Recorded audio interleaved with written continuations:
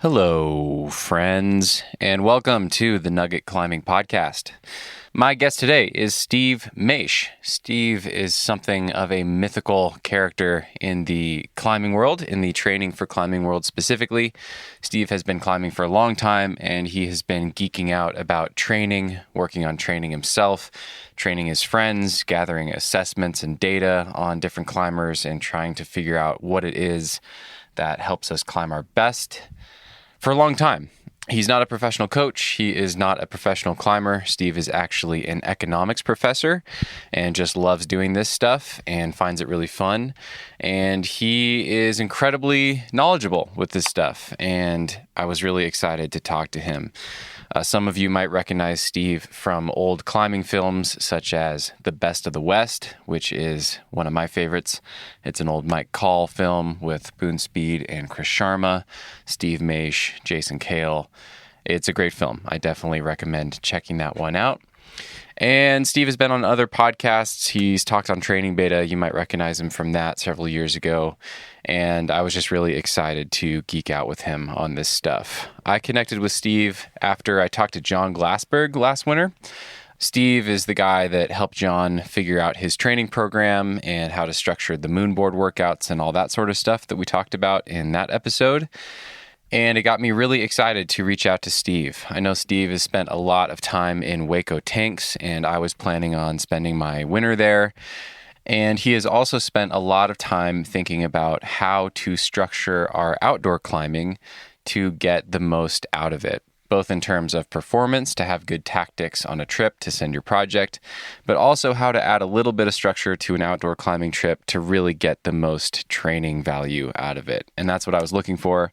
So I reached out to Steve back in November or December and kind of pitched him this idea. I'm going to Hueco. I really want to level up my bouldering specifically for this sport climbing goal that I have. What do you think? And Steve helped me come up with a really fun program. It was really simple, but it really worked. I spent 10 weeks in Hueco, and I think I came out of it stronger. I sent a lot of really cool boulders, and it gave me kind of a good launching off point to continue to build up my bouldering and hopefully level up. So that's what we dug into in this interview. It was a combination of an introduction to Steve, for those of you who are not familiar with him, and we talked about some of his background and how he got into all this stuff.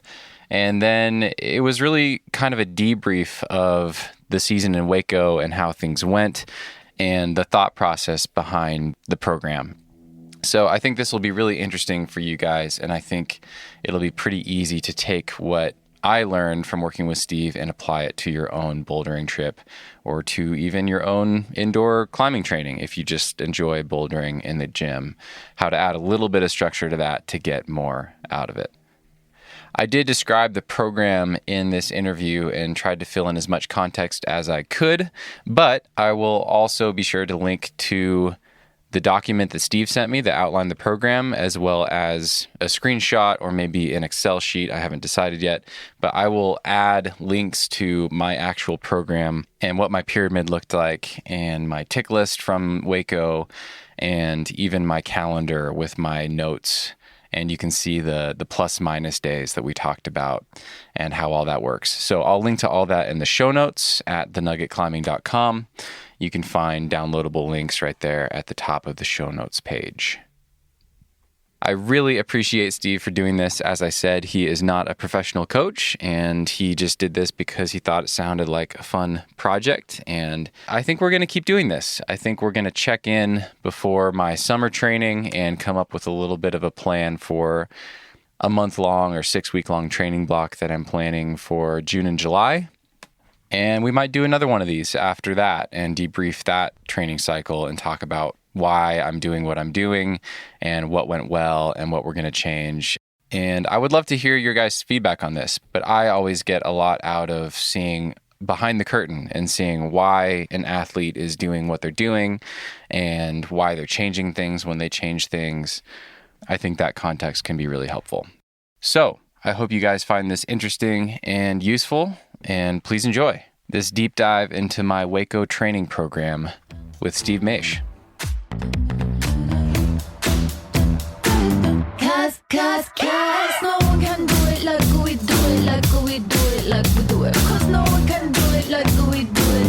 we do it like we do it.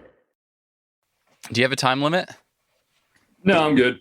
My daughter will be coming home probably around 11 or so. Hopefully she doesn't come barging down here, but that's about it. Depending on how ballet class goes, we'll see. Nice. How happy she is. Remind me, what is your daughter's name? Hunter. Hunter. I like that name for a girl. That's great. How old is she? Yeah. 3. She just turned 3 a couple of days ago, April 16th. Ballet class. Yeah. That's a good foundation. That's kind of what they call it. Okay. Yeah. That's a good foundation for a climber.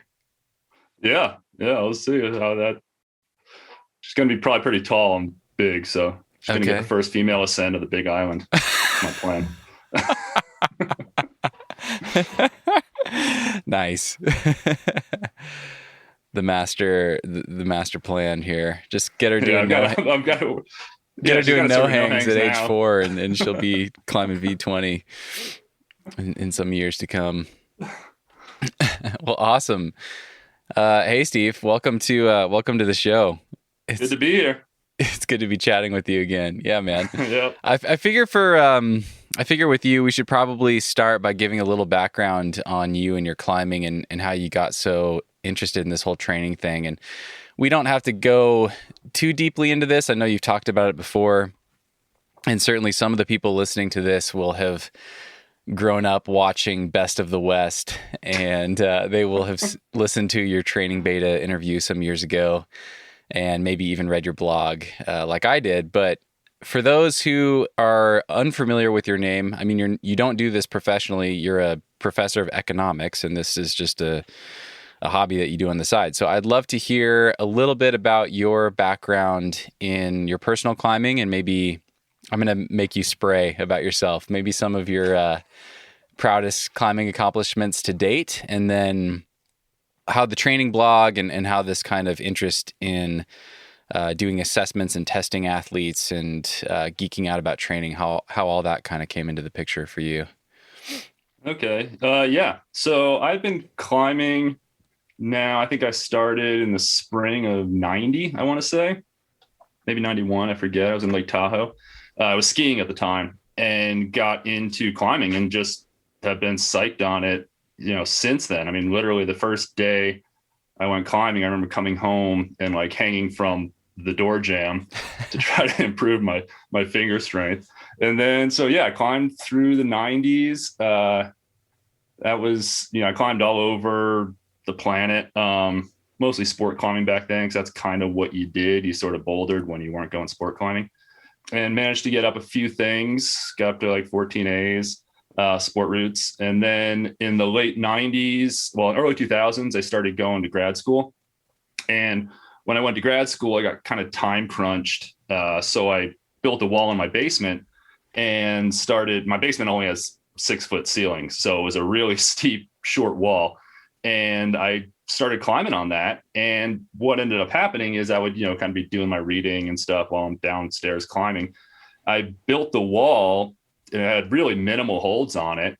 And I just started thinking about the best ways to really use my time and climb on that wall for myself. And, I'd been climbing up until that point. I think had climbed a couple of V11s, maybe a V12 or something, a couple of V12s. No, maybe a V12 probably by that point. And then I did really like a season of climbing on that. And then, I climbed a couple more. I went to Hueco and did a couple of V12s there.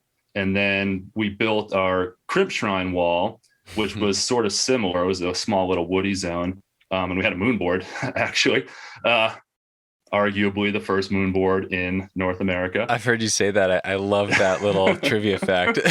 That's amazing. Yeah. This is before the LED lights, people. This was before LED lights. You didn't need them because there are only 6 problems on the board. So it was like, you could pretty much figure those out pretty quickly.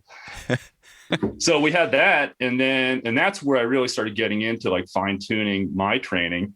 And then that year I went out and I had a really good year. I climbed my first V13 and then kind of came back and then had a bang up year the next year, climbed another V13 and some long stand, like one in Little Cottonwood that I've been trying for years and never been able to do. Finally did that, and V12 there in Little Cottonwood, and then I kind of made the mistake of missing the deload week after all of that, and instead of doing the deload week, and we can maybe talk about that a little later. I'm sure we will. Yeah. I decided to up the training and do a bunch of weighted moonboarding, and went to the valley to go bouldering, and had a really good trip, but a really good day, almost to the Dominator and Phantom Fighter, and then I blew up my A3 pulley, and then didn't climb for about a year after that. Damn. Yeah, like a full rupture. It sounds like. Oh yeah, fully snapped, and you could hear it. They heard it on the ground.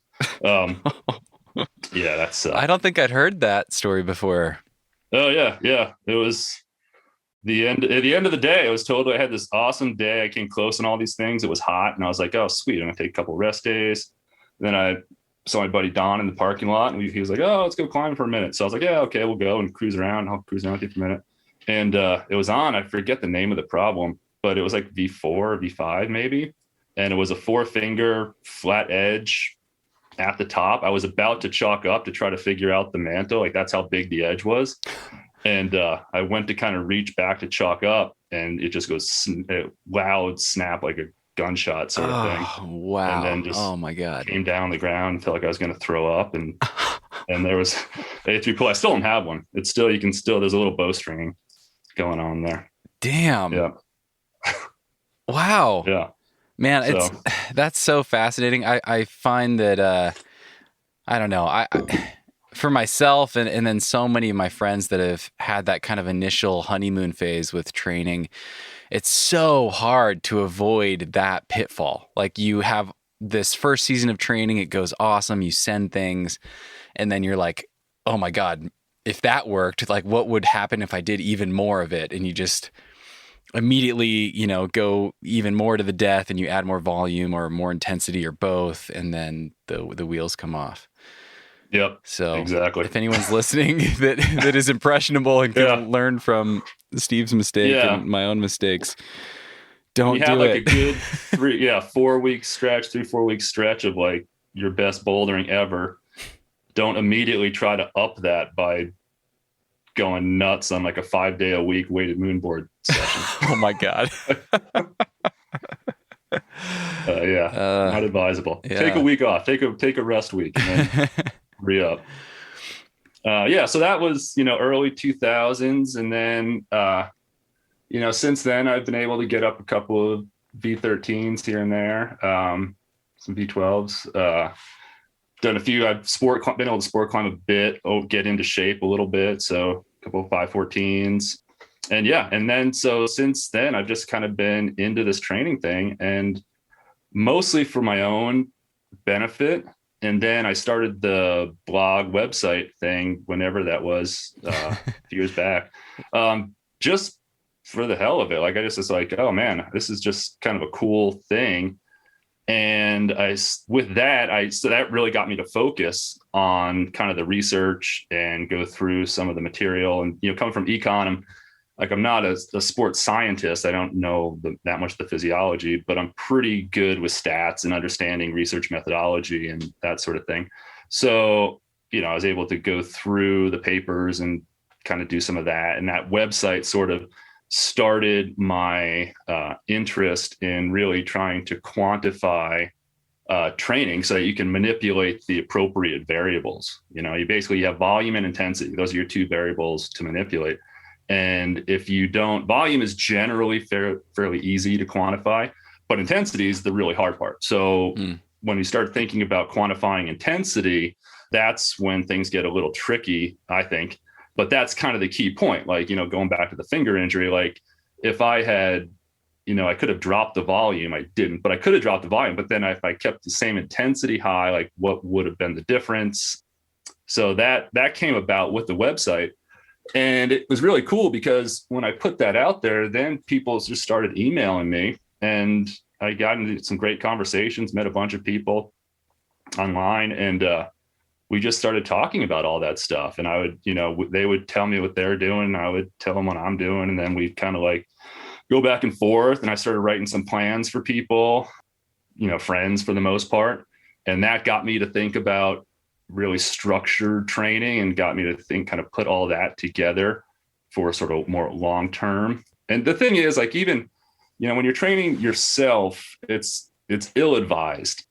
You can talk to the best coaches out there, and like they're gonna say, probably say like, don't train yourself. Like, they might be a better coach than the person who's actually training them, but just by virtue of getting out of your own head and really having someone else observe what your weaknesses and strengths are and tell you what to do and listen to it, that's usually really helpful. Otherwise, you kind of just end up going down the road of where you think you need to go. And if it's yourself, you make the same, it's much easier to do it for someone else. It's much more effective, I think. Mm-hmm. So writing all those programs kind of got me to think about that. And yeah, it's mostly been a practice of self-experimentation and talking with other people. And, I've had the good fortune of being able to climb around some of the best climbers in the world for the past 30 years. And that, I think, is really informative. That's really informed where I am today with my training, is kind of what have the elite of the elite sort of traditionally always done. And that's, that's how we got to that Hueco program that I put together for you, is kind of like, that's really modeled on what elite boulders have been doing for, really since the early 90s. Cool. Yeah, let's dive into that. I want to share a little bit of context for people about how you and I connected. So I was that climber that I've probably watched Best of the West certainly over a dozen times. I think it's the greatest bouldering film of all time. Yeah, me too. It's this old Mike Call film. For people that haven't seen it, I definitely recommend getting your hands on it somehow. But Steve Maisch, Boone Speed, Chris Sharma, Jason Cale, Tim Kemple, all of them hanging out in Hueco and just climbing hard. And it's just kind of this old school skate style film before everyone had iPhones and made everything all fancy, and it's just the best. So I grew up watching that. And then I was thinking about this morning, and it's funny, I don't remember if I had become aware of your training blog independently of the Training Beta podcast that you did, but you did an interview with Neely. And I remember listening to that, and I took a lot away from that. And at one point, either before or after, I don't think I've told you this, but I really did a deep dive into your blog. And I actually ended up recently going back and finding all these spreadsheets that I have where I had kind of written down all of your benchmarks that you like to see for all the different grips and everything. And I was testing myself regularly and trying to get towards your full stirker or half stirker, whatever, all those measurements of like, if you can hang this much on a pocket, you're awesome. If you can't, then you have something to work on or room for improvement here. So I was really thrilled when I had that conversation with John Glassberg recently. I think episodes 51 and 2 for people if you want to check those out. But I talked to John. John's amazing. He's a videographer, makes amazing climbing films, but he's also a crusher boulderer. Recently did his first V15 after, 20 plus years of climbing. And we really geeked out about his program, and a lot of what he's doing now, he credits you for having taught him or worked with him on. And it was funny because talking with you after the fact, it sounds like John has drifted a little bit from where you guys started, at least, and added a lot of his own things. But yeah, after that conversation with John, he offered to connect me with you. I was really excited to chat with you. And I had this idea for this Hueco trip. I was planning to go to Hueco anyway. I've always wanted to go. And I really wanted to think of my trip as more of a training trip than a climbing trip. I live on the road and I have an opportunity to climb outdoors all the time, but I do enjoy structure. I do kind of always think of my own climbing with this longer vision or this longer arc of wanting to improve over the years. And so I was willing and kind of excited to take a chunk of the winter and just focus on training. And when you and I started talking and kind of formulating a plan for a couple months in Hueco, it was really funny. I was kind of ready for the John Glassberg program. I was ready to, go buy a pair of sweatpants and a new gym bag and get my pre-workout going and do a bunch of hangboarding and just kind of train and go to the death. And I think one of the first things that you said in our first call was, we're not going to do any hangboarding. And I was Yeah. really interested in that. And it was, it ended up being a really fun program. And I think it helped and I got a lot out of it. But yeah, having read your blog and kind of obsessed over, your assessments that you'd done, some of the data that you'd gathered, trying to hit these specific hangboard numbers, I was really surprised to hear you talk about how your philosophy has shifted over recent years and how you've kind of come around to, I think you said you've recently been really into this idea of using climbing to train. And this all ties back to what you just said about, having observed all these amazing top end climbers, like climbing with Sharma, or I think you climbed with Fred Nicole in Hueco over the years. Yeah. So anyway, I'm blabbing now. I would love to just hear how your perspective has shifted when it comes to training in a traditional sense with weights and hangboards and moonboards to where you're at now with kind of focusing on using climbing itself as more of the main mode of training. I'd love to hear how you're thinking about that these days. Yeah. So one thing, the first thing I'd like to, when we talk about training for climbing and performing with climbing, it's individualistic. So, what John needs to get better is not necessarily what you're going to need to get better. So John is a bigger guy. He's done, I don't know how many million V13s. His root pyramid is really wide at the base. His struggle is he's done so many, quite hard problems, but he has kind of a flat. He was sort of topping out, and he's trying to get into that V15 range. So if you look at this, with anyone out there is climbing, if you have your boulder pyramid and you're really flat at the top, like, say, if you've done whatever, 20 V10s and one V11, that's an indication that you're flat at the top of your boulder problem. So that's an indication that there's something that's needed to get you out of that sort of rut, so to speak. And with John, it's kind of a case of, he's a big dude. So it's like finger strength. It's some of the body strength. It's some of the really typical gym metrics that he needed to get into those new levels. So for him, a program that was more geared toward that is much more effective. In your case, you were kind of on the other end. You hadn't really been bouldering much lately, and really over your history, you hadn't bouldered all that much. And you're coming into this trip in Hueco without really knowing kind of where you were. And your boulder pyramid just wasn't that big. So what you needed to do was kind of find your ceiling and build out your pyramid with experience bouldering and getting the climbing strength, which is much more than just finger strength. So one of the things, when you think about climbing strength, it's an emergent thing that comes out of all these different little strengths. And these strengths are like hang strength, pull-up strength, et cetera, et cetera. But it doesn't turn into climbing strength until all of those individual reduced strengths interact with one another to produce climbing strength. So, for example, one thing that's often overlooked with climbing strength and bouldering in particular, and this, you don't see this as much in sport climbing. So when people come from sport climbing to bouldering, they kind of miss this translation here.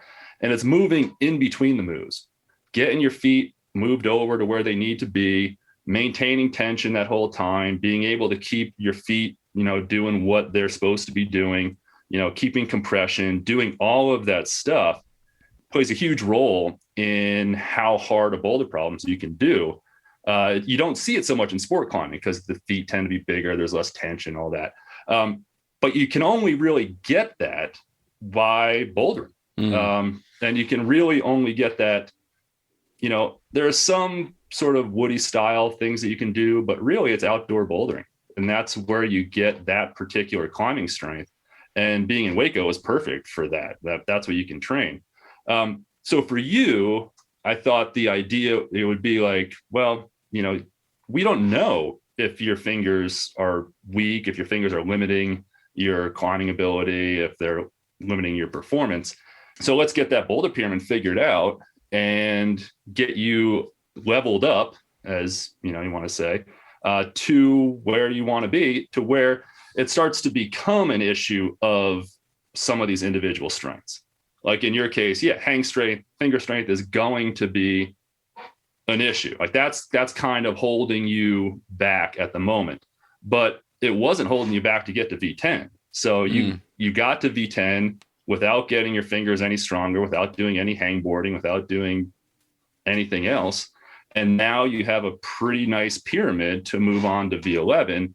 And, maybe to move on to V11, you're going to need to get your fingers stronger. And for that, it would then be, okay, let's go back to the hangboard and let's hit that hangboard harder. But it's always going to come back to the performance aspect of it. So when I say, I'm more into the climbing training part of it, what I'm trying to do is I'm trying to quantify the climbing portion of it to add into, or actually, I should say the opposite. I'm trying to quantify the climbing portion so that when you add in the accessory exercises like pull-ups and hanging and that sort of thing, you're getting a much more complete training program. Got it. Okay. So what comes to mind is one of the things we focused on early on was trying to figure out like what my in a day max was, and then what my like max V grade was. I know that if I'd had access, I think you would have had me test on a moon board to see like what my in a day max on a moon board was. So you're talking about that kind of thing as an additional kind of assessment, and along with seeing what your one hang or one arm max 20 mil edge is, or that sort of thing. So it sounds like you've added more of that climbing focus to the assessment to paint a bigger picture of where the climber's at. Yeah. So, a few things with that, what I see more often than not is people who are underperforming their finger strength. That is, yes, let's dig into this. That is way more common to me than people who are overperforming their finger strength. So for example, when I say underperforming versus overperforming, let's, pick some measure. Say if you can hang, on average, people who can hang 100% of their body weight from a 20 mil edge for 5 seconds with one arm are climbing V12. So let's say you go to your edge and you do that and you hang 100% of your body weight for 5 seconds, yada, yada, and you're only climbing V9 or V10, you are underperforming your finger strength. So, we typically say, well, you don't need to work on your finger strength, but also we want to think about it as, you really don't need to work on your finger strength, but what that means is you need to work on something else. And then you have the flip side where maybe you're going out and you're climbing V12 and you grab onto that edge, that 20 mil edge, and you can't touch a one arm hang on the thing. So then you're overperforming your finger strength. And that's sort of where I kind of break that finger strength aspect down. And I typically see people who can hang a ton of weight on a hangboard and they're not climbing as hard as they should be, according to their finger strength. But when you look at this from a boulder pyramid perspective, you don't see people who are, it's tautological to say, well, I'm climbing V12 and I'm performing at V12. So you're not overperforming or underperforming anything there. You're performing exactly where you need to be. And that's where the boulder pyramid comes into play. So you have, and for those, we can sort of outline the boulder pyramid. And the way you do this is you take I say in a day, but it doesn't have to be in a day. It can be in a couple of days. You can take the level of boulder, the V grade of boulder problem that you can do in a couple of days currently, and you put that at the top of your boulder pyramid. So in your case, it was V10. So V10 goes at the top of the boulder pyramid. Then you go down one level. The next grade is you want to have at least 2, if not up to 4 V9s for that. And then you go one level down for V8, you want around, anywhere from 4 to 8 V8s. And then it starts to get a little murky after that. But then you want, say, 12 or so V7s and like 20 or so V6s. And what you do is you set that pyramid up. You can even draw it out with little blocks. And, you fill in what you've done in that pyramid. And if you're just a straight line from V6 up to V10, you've done one of each all the way down. You need to work on building out your pyramid. The skyscraper. That's going to get you. Yeah. If you got the skyscraper pyramid, that means what you need to do is you need to go climbing and you need to build out that pyramid in a structured way. And we can talk about that, like how you structure it, but you build out the pyramid in a structured way. Whereas if you were the other side of the coin, where like you have a really square sort of, I don't know, strip mall style pyramid where your top level is just, you've done, like I was saying before, you've done 20 V9s and one V10, then it's like, well, you don't really need to be working so much on those lower grades of the pyramid. You need to be working on the upper grades of the pyramid. So what is it that's keeping you from doing that? And in some cases, for people, it's comfort level. They don't like projecting something for 3 weeks on end and not going out and doing their V10s in a couple of tries. So it can be different things, or it could be a finger strength issue, or it could be something else. But that's sort of an indication of where a person is and what they need to be working on. So that's, I kind of forget what the question where we started. Yeah, this is great. I'm trying to decide where to go from here. I think just to fill in a little more context for people, because there's probably some people that have heard me talk about my own climbing history that have a question mark in their head. And I want to clarify that I did a lot of bouldering when I started climbing, and there have been some chapters where I've done more bouldering. So a few years ago, I had a really good trip to Bishop, and I've climbed a lot in Bishop in the past, mostly before I moved to Bend, Oregon, and climbed a lot at Smith Rock. But to your point, this was really the first focused chunk of outdoor bouldering that I've done in years and years. And I've done very little bouldering in general in that kind of steep Hueco style outside of the climbing gym. So yeah, it did feel really important to build experience again and just practice, just learn how to climb that Hueco style and build all this experience. So we pretty quickly figured out that V8 was about the hardest thing I could do in Hueco in a day, given the style. Of course, some of them are harder than others for any individual person, but we used that, and then we kind of figured that V10 would be a reasonable project grade for me. And I think we nailed that. I think that turned out to be just about perfect. I tried one. I ended up trying Free Willy, which was really fun to try. That's a really difficult style for me. That's probably like the last style of V10 that I haven't done. That it's kind of like a moonboard climb for people listening. It's like a 40 or 45 degree overhanging wall, fingery holds with a big jump move to the lip. And I tried that basically the entire trip and couldn't have gotten closer, but didn't do it. And then I kind of shifted towards the end of the trip and did a different V10 and did that one pretty quickly. So I think we got the intensity just about right. But I think maybe a topic to pivot into from here is the 85% sweet spot and how you think about, where we should be focusing, or where you thought for me that I should be focusing most of my climbing effort to be building strength, but also be doing enough climbing to build experience and just getting enough volume in. And maybe where that came from. I know that you read a lot of literature about strength training and have really focused on, or really dug into other sports and have tried to adapt that to our climbing. But yeah, how do you think about the 85% thing, and where did that come from?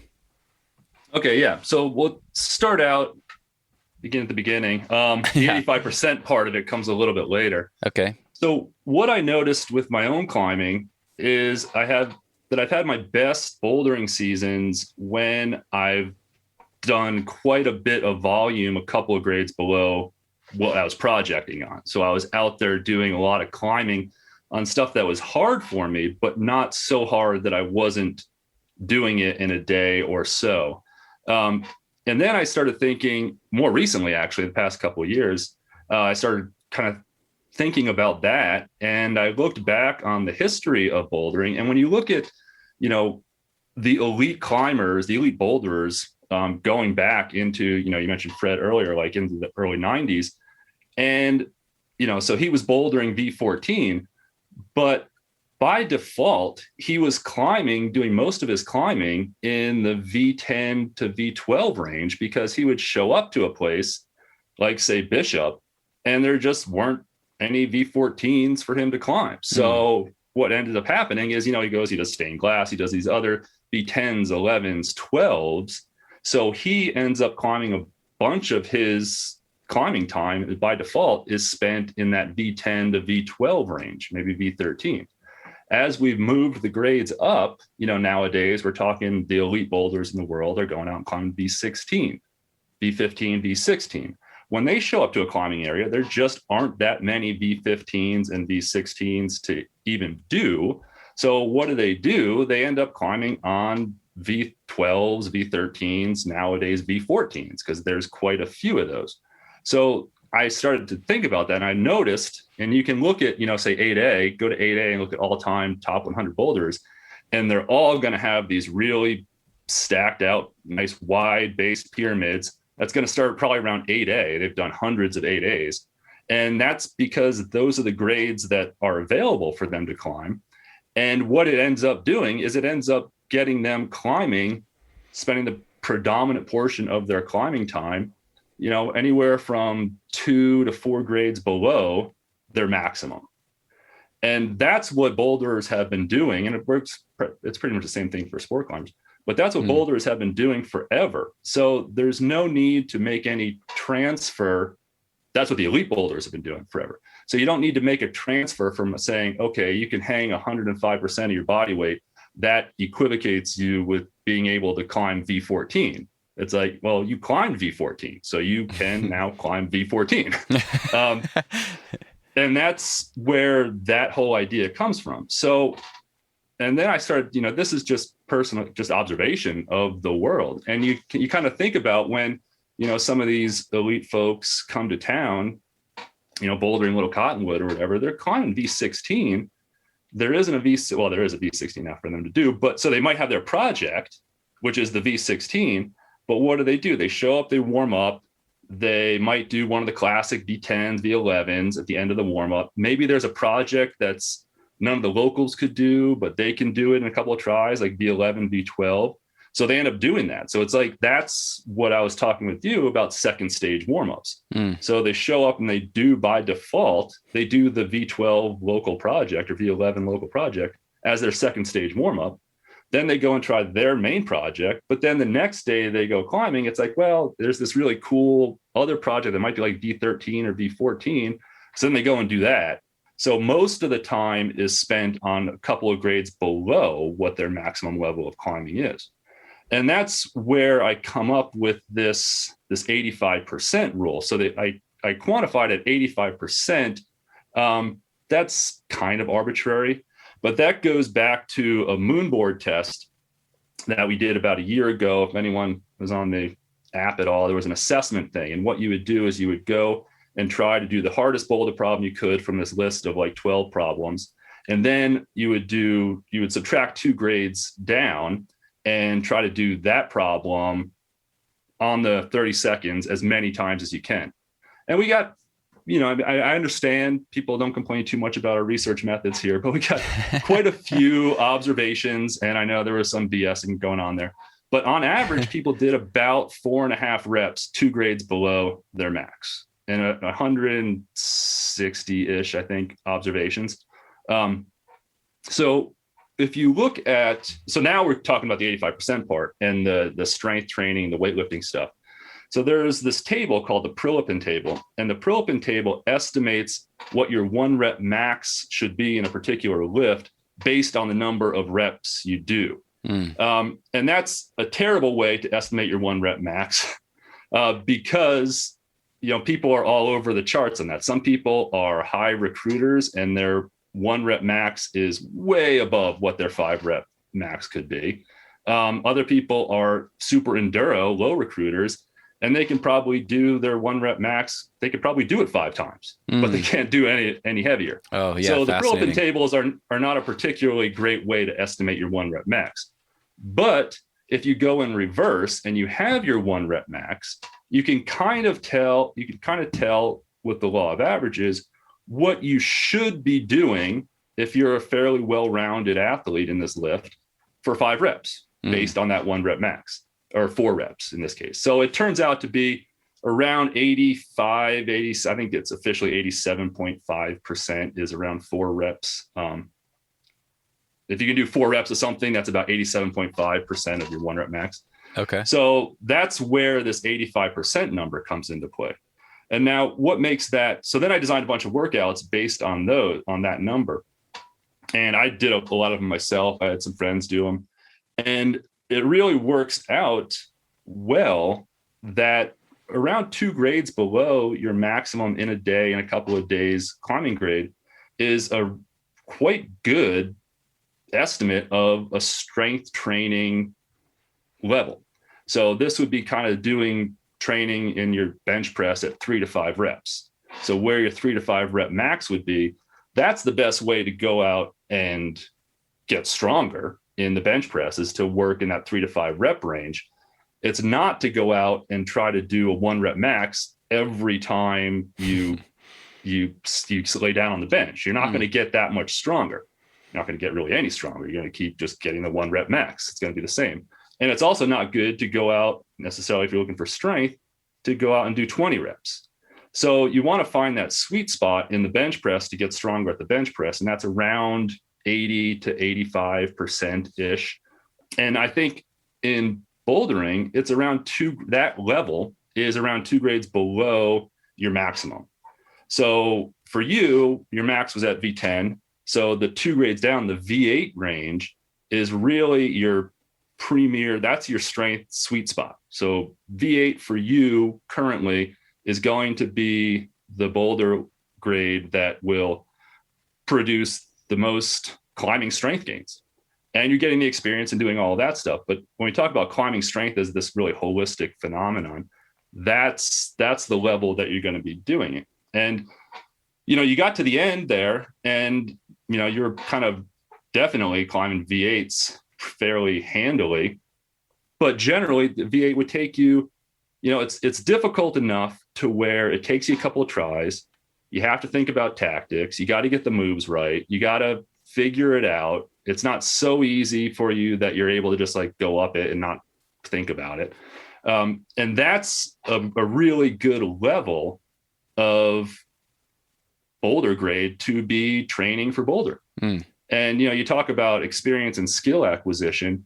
And if you're for skill acquisition, you want to be trying hard enough that, the move is hard for you, but it can't be so hard that you can't do the move, because then you're not acquiring the skill. And if it's too easy, you don't need to do the skill the right way to be able to do the move. And I tend to think, in my experience, and then looking back historically, it's that 2 grades below max level where you want to spend the majority of your training time when you're talking about climbing. And then, so then we manipulated that variable. So starting from your max, you start with your max at V10. Then you have your strength training zone, which is your V8s. And then you have your volume zone, which in your case is the V6 and V7. And what you do is we then took those basically, those three measures and put them together into what your weekly plan would look like. So with the weekly plan, it goes on Monday. So you were climbing 3 days a week. That was the plan, which I think is a really good amount of climbing for a bouldering trip or performance phase, where you're not really thinking about training. I mean, you say you were kind of taking this trip as a training trip. Really, the way I think about that is you're performing and getting some training benefit out of it. Okay. So I was kind of thinking of it as a performance trip, and you're also able to get a training benefit in addition to that. So we had Monday, Wednesday, Friday. Monday was your 2 days on rest. So Monday was going to be your project day. So what that would look like is you warm up and then you go and do a second stage warm up, a V6 or a V7, something along those lines. Then go over to the project, then stop when you're done working on the project, when you're feeling kind of cooked. Rest Tuesday. Wednesday was your volume day. So Wednesday, now this is where the intensity starts to come into play. And you really want to be kind of going after a V8. You might do a second stage at V6, and then maybe you do a problem after the V8. So on that Wednesday, you might warm up second stage on a V6, then go over to a V8, and then finish off the day with maybe a V7 or another V6. Rest Thursday, and then Friday is your submax project day, which was the goal is to try to hit a V9 on that day, and then more V6s and V7s. So you're really working in that, I guess the bulk of the work for you is V6 to V8. And if all went according to plan, even if you didn't do your project, at the end of the week, you would have done maybe 3 V6s, 2 or 3 V7s, a V8, and a V9. And if you do that every week of your trip, that's performance. That's a good trip. You're getting a lot of bouldering in. You're getting a lot of strength training in because you're pretty close to your max. Those moves are hard for you. And you're getting the psychological success component to that. So that's how we designed your trip. And I wouldn't change it too much, even if you were really shooting for a particular project, like you really had your eyes set, like, I just want to do this project. I would have kept it pretty similar. Yeah. What about if I didn't care at all about sending a V10 on this trip? What would change in that case? Would we focus even more on like the V8 range, or is it important to continue to have those days where you're trying something closer to your limit? How do you think about that? Yeah. So if you didn't have any particular project goals in mind, I would still put it at V10. So you still want to have that performance day at V10. I would probably have suggested not Free Willy. I would have, we kind of knew at that point that I didn't really know at that point, but I think we kind of figured out over the course, like you happen to be quite good at steep compression climbing. And you might not have even known that about yourself going in, but you hiked theater, and there are plenty of steep compression V10s that you could have been doing. And if you had been focused on those, you probably would have gotten a couple of V10s out of the trip. And that's just a key when you're just a point to be made. Whenever, it's a Dan John quote, you train your weaknesses, you compete with your strengths. So what that means is when you're going out and trying a boulder problem at your maximum V10, you want to find the boulder problem that fits you the best. That's, it's not like, so in your case, Free Willy, it's a moonboard problem. So for you, maybe a V8, more like Free Willy, would be like a good way to train for doing Free Willy. But when you're at your limit, you want it to be something that you're particularly good at. And yeah, so that's what I would say. If you had no idea, if you had no object in mind, you would have done the same exact programming, except that V10 day, we would have probably figured out some V10s that were more in your wheelhouse. Okay. Yeah. And then figured out some V8s that were more like Free Willy that you could then be doing to train for the Free Willy style. Got it. That's really interesting. So I'm someone, I mean, it's fun. It's really shifting a little bit. I'm really pretty amped up on bouldering these days and have some specific goals for it. But I tend to think of bouldering kind of in like the old school sense that I'm really using it as training for sport climbing. Like my ultimate goals are in sport climbing. And I think what kept me going back to Free Willy was that it felt more relevant for the kind of sport climbs that I want to do in the future. But in hindsight, I kind of been thinking you're right. Like maybe I would have learned even more or made more improvement at that style if I had found more V8s in that style and then continued to, as you say, perform in my strengths and, do the compression climbs or the steeper stuff that might not feel as relevant to the sport climbs I want to do, but I don't know. What are your thoughts on that? Do you think it's, if I'm good at steep compression style, and I think you're right, I think that is a strength of mine, but I don't know if that's going to serve me very well in my sport climbing goals. Is it still worth seeking those out with a bouldering trip like this? What do you think about that? Well, yeah, so that would be a decision of goals. So you could drop that, and if you're just going for training for your sport climbing stuff, then you want to be in the V8 range in that Free Willy. So your Monday might be like trying to do a couple of V8s, and then you might try to build up over the course of time to get to V9 in that range. So again, if we think about the 85% idea and the bench pressing, if you're thinking, okay, Free Willy is the style of training that's going to best translate to sport climbing, that's like going out and trying to do a 1 rep max on the bench press every time you go training. Whereas if you want to improve your bench pressing, or if you want to improve your sport climbing with that style, you want to be doing the moves, you want to be doing the problem. So that would put you down around the V8 zone for that particular style of climbing. And even, in Hueco, you can get down to V7s and V6s in that style that are quite difficult, quite fingery, quite tensiony that way. So that would have been a perfect case of like, okay, let's focus on this strength zone, and we'll go through and pick out all the V8s and a couple of V9s in that that are in that style. And that's what the trip is going to be built around. But it seemed like you want to do Free Willy, so I did. Let's give it a go, of course. Yeah. And I think you got it. Like, it's just, like I said, I couldn't have been any closer. I had a try on one particularly good day, and it was end of the session too, but I had a try where I stuck the lip, swung out, held it for probably a second, and then as I started to swing back in, I didn't have the hold quite right, and my hand slipped off. But it felt like a heartbreaker. And then I'd love to actually get into this, but the Hueco downward spiral, it was just one of those weird things where I never quite had a day where I was able to match that again, which was really strange. I haven't experienced that too many times where I high pointed and then struggled to get back up there. But yeah, there's a lot of different directions we can go right now. I guess first I want to add a little bit more context to my program that we came up with. And I want to tell people that I'll put this in the show notes. So I'm actually going to share the Word document that you sent me that outlined my program.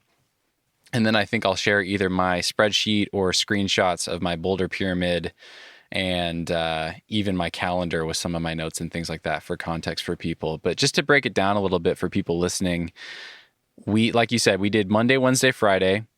And I think the next topic I want to dive into is how much we should be training. And I have a little quote from you that's just, you think everybody climbs too much. And I really want to dig into that topic, but a little context. So yeah, Monday, Wednesday, Friday. Monday was V10 day, more or less, with the second tier warm up being in that V6, V7 range. Wednesday was like find a V7 or V8. And Friday was like V9, no hangboarding. The only other supplemental training you gave me was like a short resistance training workout to do in the evenings after climbing days. And it was really simple. It was just some sort of an overhead pressing movement. So one day I would do push presses, overhead push presses. And then I would do a scapular lock off movement that was really helpful. And I'll share the video that you sent me of those in the show notes.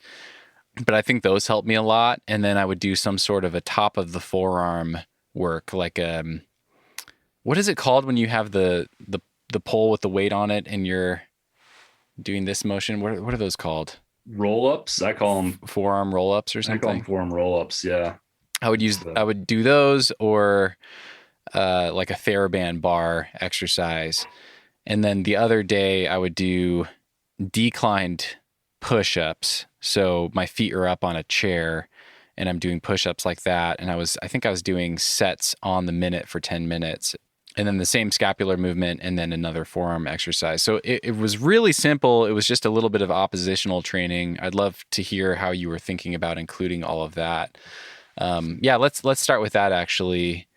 I guess just one more piece of context. So the only other thing about the schedule is we were doing Monday, Wednesday, Friday, and we would follow that same structure for 3 weeks. And then the fourth week was a deload. And I would still climb Monday, Wednesday, Friday, but I would keep the intensity more like V6 max and just do some volume. And then we would kind of repeat that cycle. So that was the program. Tell me how you were thinking about that resistance workout. And it was interesting when we talked, you were kind of just like, yeah, do it when you feel like doing it. And I ended up just doing it on Mondays and Fridays and just alternating the workout I would do. I'd love to hear how you thought about the resistance training aspect of that and the opposition training and how that fit in. Yeah. So again, it's, we're thinking this is primarily a performance trip. So you don't want to gas yourself too much with any extra stuff. I mean, that's why there was no hangboarding involved. But over the course of 2 months, you can start getting some imbalances. That's a long enough time to where if you didn't do any push-ups or any antagonist stuff for 2 months, near the end of that, you're going to start noticing, or you might start noticing, little tweaks here and there. So it was just enough. The idea behind it was just enough that you'd maintain some strength, maybe gain a little bit of strength, work the muscles a little bit. So your forearm extensors. And, just as an aside, when you're working, one side of the muscle, like your forearms, the basic of your forearms, you can do much less work on your extensors and still make gains with that. So, when you're talking about antagonist work, if you're doing a lot of pull-ups or something like that, a couple of push presses will, in accordance with the pull-ups, will really help you with that push press gain more so than just doing those push presses alone. Interesting. So you don't need to do as much in general when you're doing some of the climbing specific stuff. That's the kind of first side of it. And the second is really, just over the course of a month or 2 months, you could definitely start to develop some imbalances, particularly in your elbows. And you might start to get a little funky shoulders. It depends kind of where you are. I know I do if I'm just climbing for 2 months. The fronts of my shoulders start to, you start to hunch over a little bit more, and those start to shorten a little bit. And just doing those incline push-ups is enough to kind of keep your shoulders open a little bit. And then the on the minute part of it is leaving it up to you to really feel how hard you want to go. So instead of saying, okay, do 100 push-ups, you could say, okay, I'm going to do 10 push-ups on the minute for 10 minutes. And you're like, ooh, that was actually pretty hard. Maybe next time I'll only do 5 push-ups on the minute. Yeah. Or you're like kind of worked from the climbing day and you're like, yeah, I'm just going to do a couple of push-ups on the minute. And that way it leaves it up to you to how you're feeling, how hard you want to go on a lot of those exercises. So on the minutes are a good way to really do how you feel that day for the antagonist stuff. And it's not that important that you do it that much. That's why I was kind of like, when you feel like it. General rule of thumb is you want to be doing something about 2 days a week. You're probably not going to make very much gains or even really maintain if you're much less than 2 days a week. So even though you might do incline push-ups on Monday and push press on Friday, that's a very similar movement. You're working the same muscles. So I would consider that 2 days a week in those delts and shoulders. So that's the rationale behind that antagonist. If we were in the gym and this were like a full-on training program, it would be a little different. So there'd be a little bit harder antagonist, there'd be probably more climbing days. You'd be feeling gassed a lot more often. You'd have bad weeks where you just felt awful all week. But because it was a performance trip, I wanted to try to avoid as much of that as possible. Okay. We still weren't able to avoid all of it. the deload week. Yeah, I think user error on my part. Just going a little too hard on the first deload week and then paying for it later. But tell me about the scapular exercise. I think that's one that I really benefited from, actually, and it's something that I plan to continue doing. Just that kind of minimal effective dose workout that you gave me on a regular basis, because I think I really made some gains there and noticed that it just started feeling easier and easier over the course of those couple months. But can you describe that exercise and why that was an important one? Yeah. So, hopefully you'll put that, just a video of that. They're just kind of scapular lockouts. You basically do like a scap pull up with two arms. You're hanging up from a jug, do a scap pull up with two arms, let one arm go and kind of keep that locked off, and then switch to the other arm, do the pull up. It makes more sense via video, but the idea with that is that it's more of a recruitment thing than a strength thing. So what we tend to do is as climbers, for whatever reason, neglect our middle and lower traps, and we kind of just don't get those involved in our climbing.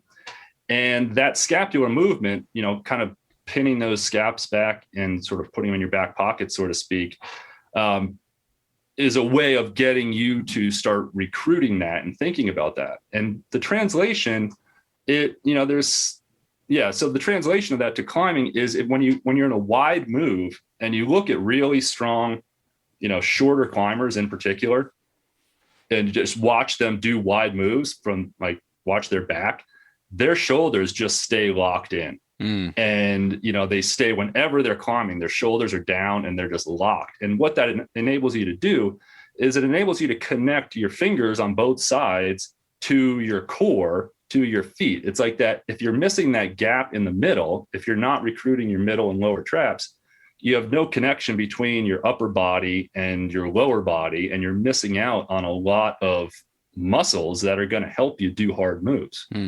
And you can see, like taller climbers, you can see, for me, before I started doing it, I probably still do it a lot, but, the elbows start to come up and the shoulders start to go over. And a lot of that is to try to get more out of your fingers by recruiting some more of these muscles. When really I should be thinking about pulling those back and trying to use my core to keep me in the right position to make that handhold a little bit better. And that's the idea behind those scapular pull-up things. And again, if you put the video, it's a little bit easier for that than yeah. I'll describe it real quick, but I will add the video to the show notes and I'll explain the workout that I did. But you start out hanging from a bar with your shoulders kind of sagged downward, and then you keep your arms straight the entire time, but you shrug your shoulders, or you pull your shoulders down basically into like a packed position. And then you shift your weight under one arm, let's say your right arm, and you just let go with your left hand, kind of do a quick shakeout at your side, bring your left hand back up, depress your shoulders or sag your shoulders down, and do a repetition, lift your shoulders back up, lock that off at the shoulder, keeping your arms straight, drop the other hand, and then grab the bar again. You do 2 of those on each side in 1 rep. And then I was doing just 5 sets on the minute. So every minute I would do those 2 reps. And again, I'll link to the video, but yeah, I was just doing those a couple days a week. And at first it felt really desperate to do that on my left side, even just hanging from a bar. And over the course of the couple months, I really noticed it level out. And I started to really feel like I could just own that engaged shoulder position hanging from a bar with either hand for at least 5 seconds. It felt really casual. So I really noticed a difference there. And it's hard to, it's always hard to say how much it impacted my climbing, but it felt good and it feels like it helped, and it makes sense that it helped. So it's something I plan to continue doing. Yeah, and it'll also help with your one arm hangs. So yeah, that was really interesting. You were talking about noticing some of the people that you've worked with actually improve their finger strength numbers just through working on their scapular strength. Yeah, and just basically, that recruitment idea, like being able to hold that position. They might have particularly strong scaps, but they just don't use them correctly. So when you're doing that one arm hang, if you can really keep yourself packed in, like you're going to spin a little less, you're going to, so you'll be able to perform a little better on that hangboard test. If you want to game the system a little bit, train those scaps and not your fingers, and then try to perform better on your hangboard test. Not feel so bad about yourself. Okay, so I want to zoom out a little bit and get your take on a few kind of bigger picture things and tie some of this stuff together that we've been talking about. So the first thing I want to dig into is this climbing schedule. So I was surprised that you I think when we first talked, you recommended that I go day on, day off, and that you didn't recommend climbing any more than that. And I really like having a weekly schedule these days with the podcast. It's really helpful to know that I can, for instance, always schedule an interview on a Thursday and not have to worry about whether I'm going to climb or not. So I asked if a Monday, Wednesday, Friday would work, and I was surprised. And I think you said that that's almost exactly what you do. I think you said you do Tuesday, Thursday, Saturday as your climbing or training days. And correct me if I'm wrong, but I remember you saying like everybody climbs too much, and you really like the 3-day a week or day on, day off schedule for people. Can you speak to that? This is a question I've been really fascinated with lately because so many of the pros seem to just climb all the time, 5 days a week or more. And I've been really curious about this question. To what extent should we be trying to train ourselves to improve our capacity to be able to climb more days in a week, because climbing is such a skill sport, because there's so many things to learn, because so many great climbers do seem to climb more days a week? How do you think about that versus climbing less days, keeping the intensity higher, having really high quality sessions? Yeah. How are you thinking about that these days? Yeah, so I think there's a few things there. One, if we look at a lot of pro climbers, they might either be young, which is, that's going to help with your recovery. And two, they might have been climbing for a long time. So they've got this really big base that they developed when they were young. And then three, it goes back to the by default rule. They're probably not working at their maximum that much during a week. I mean, they might be climbing a V13 or something like that, but it's not their maximum. So, so again, that would be like you going out and maybe climbing on it, like doing a V7, warming up to a V7.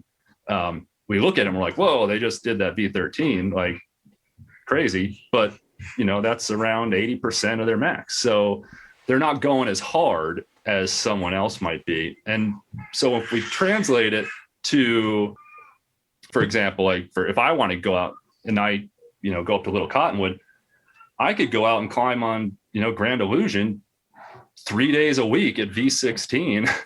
I have that opportunity to do that. And I'm not going to get anywhere. I'm going to destroy myself. But if I'm a V16, V17 climber, you might spend a day on that, and then you can go and do easier stuff. So what happens when we're not climbing at the pro level is we have all of this opportunity to overreach on these boulder problems because they're all over the place. Like you could have spent, you could have gone out every day in Hueco and climbed on a boulder problem that was, 5 grades above your maximum if you wanted to. Right. Pro climbers, like we were talking about before, like boulders don't really have the opportunity to go out and climb on a V20. So they don't. Right. So when it comes down for us folks who really have to restrict ourselves from climbing on stuff that's way too hard for us and getting way too deep into the recovery pit, that's where the 3-day-a-week thing comes into play. And, for most of us, recovery is also there's a lot of genetics involved there. And, the best climbers in the world are, the best climbers because they have strong fingers, because they're a certain body size, what have you. But a lot of them also, have the genetics that allows them to be trainable, that allows them to recover more quickly. Mm. And you get that, you look at, so pro cyclists, for example, in these grand tours, you can have the person who's got the biggest VO2 max and can put out the most power in a 20-minute power test. But if they don't have the recovery genetics, they're going to be cooked on day 2 of a 20-day tour. But the person who may be a little bit worse on a lot of things, but has these genetics that just allow them to recover, is going to be able to do that. And I've seen this, again, going back over the years, I know a few people that have that ability. They can just go out and climb at their maximum 5 days a week. And they've been doing it since they were, in their early teens. And over the course of time, they end up with way more experience and way more quality training days than, say, I would, simply because they have this really tremendous recovery ability. But most of us are not that way. So most of us don't have that. Most of us haven't been climbing 514 since we were 11. And so we don't have that background, and we might not have those genes either. So that's where the 3 day a week. And then there's the additional component that just because this person is able to climb V16 and they climb 5 days a week, what would happen if they only climbed 3 days a week? Could they be climbing the V18? Maybe they're actually functioning at 80% of their max because they're constantly tired. It's just that 80% is so ridiculously high. We think they're crushing V15s, when really, if they got proper rest, they'd be crushing V18s. And I would say that I would argue that point. Yeah, that's so interesting. When we were talking about this a few weeks ago, I couldn't help but think of Ethan Pringle. I've had a chance to climb with him quite a bit in the last 6 months, in rifle and then some bouldering around the Front Range. And it's amazing how many days he climbs. He's just constantly going climbing. But I stopped and thought about it, and you're totally right, and it totally fits. I mean, when he's bouldering, he's very rarely trying harder than V12 because of access. There's just not that many hard things around. Maybe V13, but he's climbed V15. And then when he goes sport climbing, the vast majority of the time, he's projecting like 14C or easier, maybe 14D, but he's climbed 15B. So it really does fit, and I was kind of applying that to myself, and I'm like, yeah, if I never tried anything harder than 13A or V7 or maybe V8, I could climb a hell of a lot of days a week and maintain that level. But I'm curious, I mean, to your point, like what would happen if someone like him climbed fewer days and spent more time on like the 515s? I'm curious about the opposite. Like what would happen if someone like me, and I think I've done this in the past, so maybe it's a moot point, but I'm curious what your thoughts are. Like, what do you think about someone like me kind of putting this cap on the difficulty that I try, climbing 5 days a week, but keeping things in that V7 or V8 range as a max, and keeping things in that 13A, 13B range as a max, just to get more climbs under my belt, to get more experience, kind of like imitating the pro climber and just scaling it. That's such an amazing thing about climbing, is that we can scale all this stuff with these grades. What do you think about thinking it in that opposite way? Is that a compelling argument, or I don't know? What, have you experimented with that? Have you seen people try that? What do you think? Yeah, so a few things there. One is that is kind of what you were doing. So like when you think about how you were scheduling out your week, it was really only 1 day a week at your max, and then 2 days a week sub max. So that was only 3 days a week, and it was that 2 day a week, that 2 day rest day was really to allow you to be in top form on that Monday. So there's that side of it. And then the other side, if you were to say reverse that and climb V6, V7 5 days a week, you'd get really good at climbing V6 and V7 tired. You could probably go out and do a huge day and do like 20 V7s or something like that, if that's the goal. But it's not, I would contend that it's not going to help your top end. And when you talk about a guy like, say, Ethan, like he's still on V12. So like V12 is still doing hard moves. So his muscles are getting taxed in a way that's, promoting strength gains. And if he's on a 14C, like that's still going to have hard moves and the endurance is going to be hard. He's still going to be taxing his muscles, probably not as much, but he's still, you're still doing work to those muscles. It's just his high end is so much higher that he's able to kind of maintain that level. And it's also we think about it as being relative, but like a V12, the moves on a V12 for just about anybody or really anybody, I mean, they're still going to be hard on your muscles. They're still like, even if you're a V15 climber, whereas the moves on a V7 or a V6 might not be as hard on your muscles if you're a V10 climber. That's interesting. Just in the same, it's not a linear transformation as you go up. When you start getting into the V12 range, like moves get hard on your muscles. So you're getting closer to maximum. And on a V6, it might be like, you could get a couple of hard, like moonboard style V6s that you're on, but a lot of times the holds are going to be pretty decent, and you'll be able to get a knee bar in there somewhere or kind of like technique it a little bit. And, that doesn't happen when you start getting into the V12 to V13 range all the time. Yeah, that's an interesting idea. So I guess the answer to the question is like, if you get to that level, that elite level, you can operate at a lower percentage, though still taxing your muscles highly. And that's just going to keep perpetuating those gains. So that's going to keep making that elite person just get even stronger and stronger and stronger. Whereas those of us in the non-elite zone, we just can't get over that hump. And we're kind of stuck having to rest a little bit more. Wow. Yeah, that's a really interesting idea. And maybe you can get over that. I mean, I'm not saying you can't get it. Yeah. You're doomed forever to never be able to climb V15. I'm still gunning for it. I don't know how realistic that's going to be, but still. So I just think, I think even in that case, a lot of pro climbers would do a lot harder stuff if they climbed less.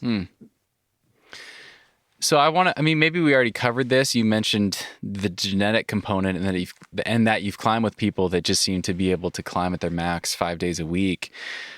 But I am curious about that other side of it, and I wonder what you have observed through some of the people that you've climbed with. Because and who knows, it's really difficult to tell what's really happening versus what is portrayed in media, YouTube channels like Mellow Climbing. But when I observe what like Jimmy Webb and Daniel Woods and Nale are doing, at least through what they share on social media, it really seems as though they spend at least certain chunks of time just hammering something that's absolutely at their limit. And it's just fascinating to me that they can just climb on something. Daniel just did the low start to Sleepwalker, his first V17.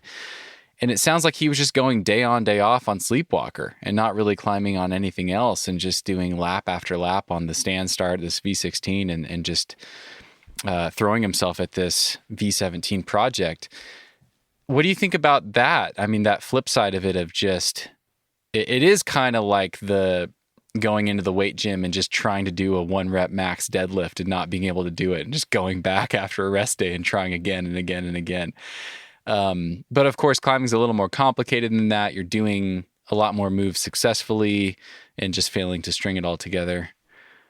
How do you reconcile what we seem to observe from some of those top performers in bouldering? I would reconcile by saying, who's to say he couldn't have done it quicker if he had only gone out there 1 day a week? And you know, Interesting. I do think, just physiologically speaking, when you look at other sports that have such a large strength component, powerlifting, things like that, like those guys hardly ever go at 100%. You look at the really big deadlifters, like if they do they go 100% deadlift, they're not going to do a deadlift close to that for another couple of months. It's like one day a year they go big. And there's a little difference. If you weigh 450 pounds and you're deadlifting 1,100 pounds, that's going to have a pretty big central nervous system component to it. But, on the climbing side of it, I just think, a guy like Daniel is so strong that V17 might be like 80%. Damn. So it's like, that's quite a statement. And it's, maybe that's the case. Or he could have, he's been climbing really hard for a long time, and he might have some good genes in there that enable him to do it. There are definitely some confounding factors with climbing. I mean, that's what makes it such a fascinating sport. There is the skill component, and I imagine that, you can kind of make up for some of that persistent fatigue by just getting so damn good at that specific set of moves that you can overcome. I mean, it seems like that's what a lot of high-level climbers do. They just get so incredibly efficient at that set of moves that, maybe they don't need to be 100% at their peak physically to pull it off. Right. And I think, that's probably the case. I mean, a lot of times we'll do, you do a boulder problem a little bit later on in the day when theoretically you shouldn't, you're weaker after your 10th try, but you learn the moves enough to be able to do it at a sub, to reduce difficulty of the moves. And I would say also, again, with the Daniel thing, like think about how many people, that have gone out there and hammered themselves on the V12 3 days a week, 4 days a week, 5 days a week for years on end and never did it, and that's what I see a lot more of that sort of thing going on. That's a really good point. And that's where like the root pyramid comes into play. Like, do a couple more V11s, V10s and, go that way. Yeah. Well, yeah. So one thing I will say is I really liked the schedule, and I was really excited about it because it does really fit well with what I'm doing with the podcast. I like having a routine, but it is interesting. I mean, like we referred to earlier, that first deload week, I just kind of went crazy and tried to see how many V6s I could do, and it didn't turn out to be that much of a deload week, because it turns out V6 can be pretty hard when you're trying to do it in a few tries and it's a weird one or whatever. But I really liked that program, and at first I was curious, I was skeptical maybe, or just curious if I was climbing enough or quote training enough. But I think despite only climbing 3 days a week, because Hueco is so physical, I think I still actually ended up overtraining a little bit. And when I kind of zoom out and look at my calendar over the couple months I was there, I did have these kind of interesting ebbs and flows where I'd ramp up and feel really good. And then I think that deload wasn't quite enough of a deload. I climbed really well the week after that, but then the following weeks, I got a finger tweak. I just started feeling really run down. I had to take some time off. Then I did well again, and then I got sick. It was just kind of, all the signs of a little bit of overtraining and not recovered enough. So it was fascinating to climb just 3 days a week for a couple months and realize in hindsight, like, I think I still actually went a little bit too hard and could have used a little bit more rest. Yeah. I think that deload week is really key. The deload week, and we all do it. It's like you're feeling good. That's really when it starts to kick in. You're like, oh man, I feel so good. And he's telling me to go easy this week. Like I'm going hard. Like, okay, I'm only going to do V6, but I'm going to do 20 of them or whatever it was. Yeah. And it doesn't generally kick in like immediately. It's more a couple of, a week or so later. And what what's even worse, like well, you got out of a little finger ding there and just felt a little run down for a little while. But when you start eliminating that deload week for weeks and weeks and weeks and weeks on end, you really dig a deep hole. And, that's when people kind of go out for like a whole season, or they get some bad injuries, or things just get really bad. And you see a real downward spiral if you miss that deload week. And that can happen to, luckily it seems like a lot of pro climbers are getting smarter about that, maybe just, or unintentionally doing it, taking deload weeks with travel and things like that, and having to do various things for climbing. But that can be a danger. If all you have to do is climb, you're going to try, it's our default to just go hard all the time. And over the years, I've seen some people dig some pretty serious holes doing that. And, you get the chronic fatigue stuff, and, it lasts for a while. So, the 1 week, the deload thing is good for a performance phase, a 2-month performance phase, but it's also good to think about long-term, like, every month do an easy week. Like you're going to gain strength. I mean, you're going to actually improve. Like you don't get stronger when you're training, you get stronger after you recover. So you get stronger when you're resting. And if we think about it like that, those deload weeks are like, ooh, this is a strength week. I'm going to be so strong at the end of this week. I'm going to be crushing. And maybe if you think about that way, you're more likely to take that deload week. I like that. I like that. So I want to dig into a couple more questions about the bouldering pyramid. So for people listening, I will share at least a screenshot of my pyramid from Hueco in the show notes.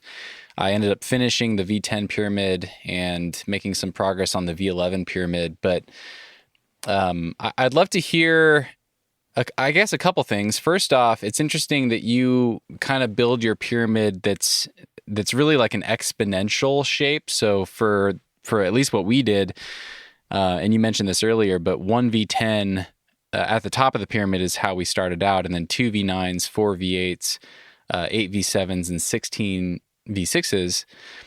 And I'm curious what the rationale is there in doubling each layer as you go down, because that makes a pretty big exponential shape, and that's a lot of V6s to do versus just doing, I don't know, 1 V10, a couple V9s, 3 V8s, just what am I trying to say here?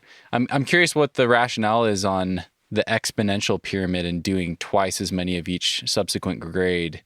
Is that arbitrary? Is that something you've experimented with? What are your thoughts on that? It's pretty much arbitrary. Okay. Particularly when you get down to like the 4 grades below. Really, the key component, I think, is 2 grades at a max grade, 2 problems at a max grade before moving up, and then roughly 4 grades, 1 down. That's kind of that's I think the important part for progressing in the grades. And then the 1 grade further down is then that strength zone, what I'm calling the strength zone. And that's where I think we should be spending most of our time anyway. So by putting, a lot of V8s in there, or maybe more V8s than V9s, that would incentivize climbing more on V8s. When you start getting down to the V6s, it's like, yeah, okay, whatever. You didn't do 16 of them or what have you. That's not a huge deal. It's really that kind of that strength zone that I'm kind of going for, and it's the top 3. And the most important one, I think, is the top one and the second down. So in your case, getting 2 V9s, 2 V10s and like 4 V9s before moving on. Got it. To V11. Okay. And, that can carry through. Like if you go, like we were talking, if you go to Rocky Mountain or something this summer and you don't boulder all spring, you can pretty much carry this boulder pyramid through, like you can, for the most part, as long as you don't take like 2 months off or something like that, you can consider yourself ready to start going for V11s. Maybe when you get to Rocky, like bang out a couple of 9s, then start hitting your 11. Yeah, so I was about to ask about that. I really like that about this approach. It kind of builds in some auto regulation. It's just it's some accountability to spend some time in that grade range that's going to build the momentum to do the hard thing. And I was Right. also really drawn to this idea that I can just continue to build on it and build on it. So Yeah. after, and it'll be easier to understand this in a visual, but after finishing the V10 pyramid, I was able to carry all of those boxes that I'd checked into the V11 pyramid and just continue and keep moving forward with that. But yeah, maybe elaborate on what you just shared. So how can I think about growing this pyramid and continuing to work up the grades season on season from this point forward? Yeah. So I think, the pyramid, it's sort of like it is a long-term thing. And you can carry it with you as you go. And generally, you kind of make adjustments for where you are going into your performance phase. So for example, like I said, if you took 2 months off and you're going into a performance phase, you might want to kind of start over a little bit from scratch. Like you might want to try to get another V10 or something in there, and a couple of V9s and some V8s and some V7s and V6s before moving on to a V11. But if you're pretty much going straight through, then you can kind of carry it with you over time. And the idea is you just kind of keep building it out and kind of keeping it that pyramid shape. And you can stop worrying about it when much 4 or 5 grades below your max. It's not so important to keep building it out. But you really want to keep that top portion 3 to 4 rows on top to be really pyramid-esque. And yeah, just carry it through from season to season. Got it. So next year, if you go back to Hueco, probably a little bit of a training period going in, but you can really kind of keep the V10. You can keep your pyramid that you have right now, provided you don't take a whole bunch of time off between now and then.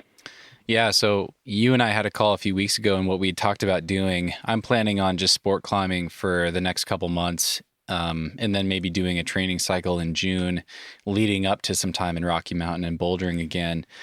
And what we had talked about was just primarily focusing on sport climbing for the next couple months, but maybe having just one day a week or even one day every other week where I either go bouldering or add a gym session and do some moonboarding or something, or even just find a really hard route to kind of do some power training on, just to do a little bit of maintenance and maintain that power over the next couple months so that I can just go right back into another bouldering phase and continue building on what I gained from this time in Hueco.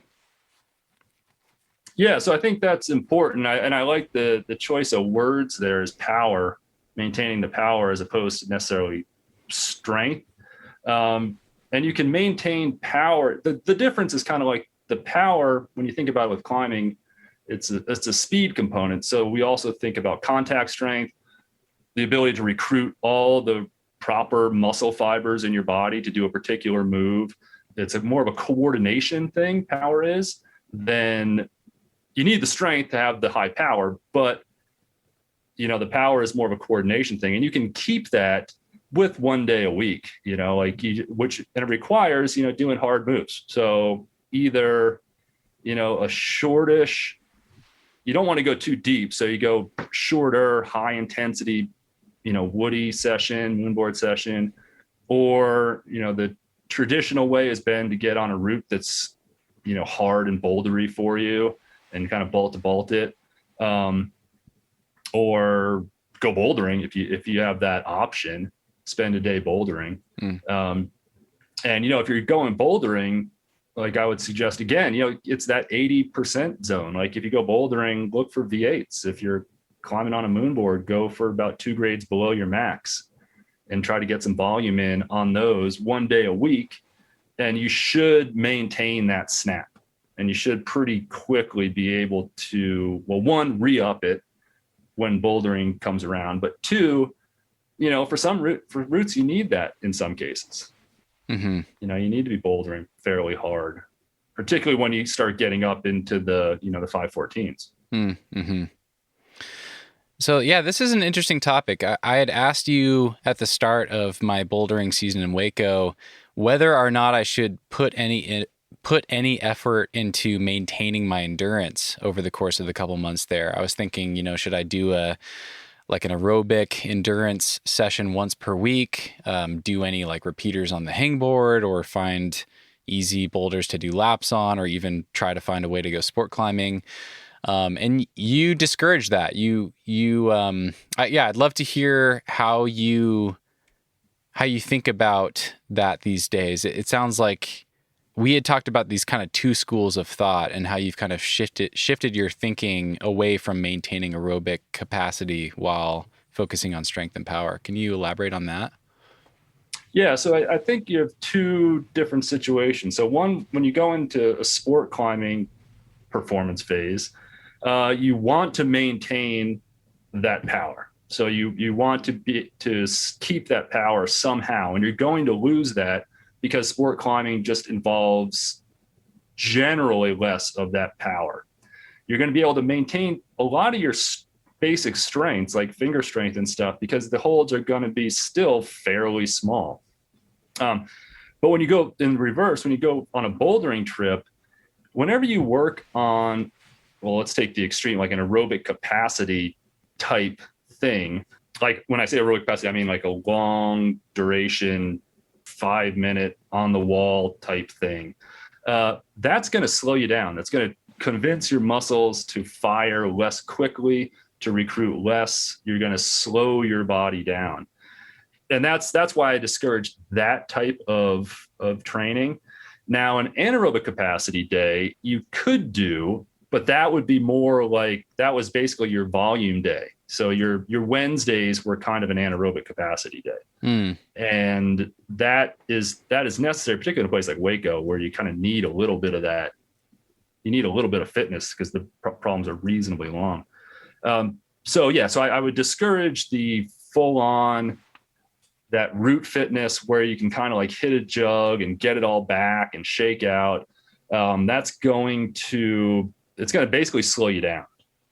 Now, there are ways you can train. So interestingly, some of the kind of more recent stuff coming out is that I participated a little bit in one of these studies.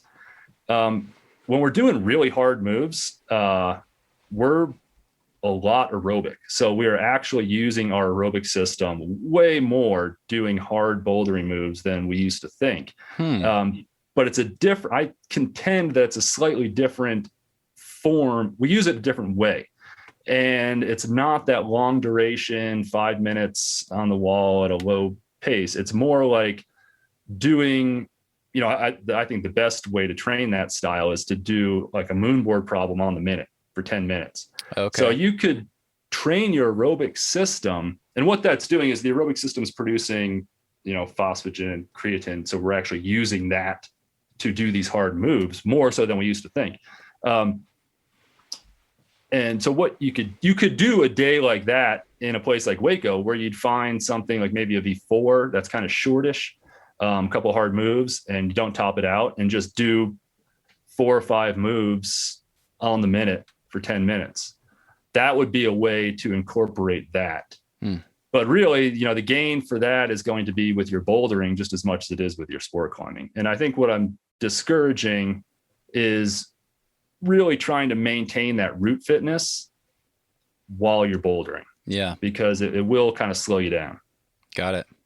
Yeah. So to summarize what I've taken from this, I think when I go on bouldering trips in the future, I'm going to do what I did in Hueco and just not worry about maintaining the fitness side of it, not trying to add in any arcing or anything. But then when I switch back to routes, really make an effort to maintain the power that I gained from the bouldering.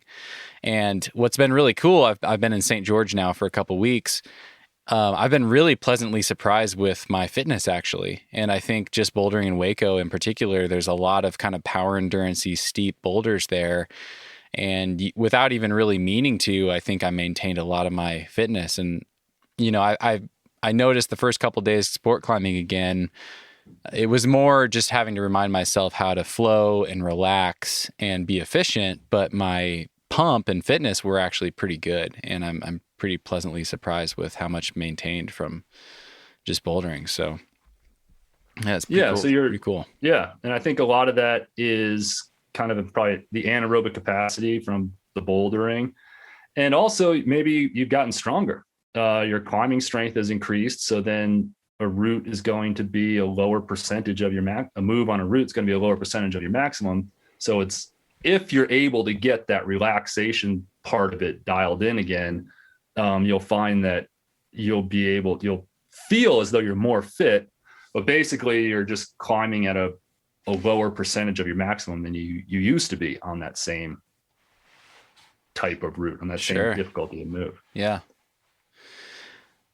Okay, I want to ask about the plus and minus day. This is something we haven't talked about at all, and I was so interested in it, and I think it's been a really cool thing, and it's another thing that I plan to continue doing.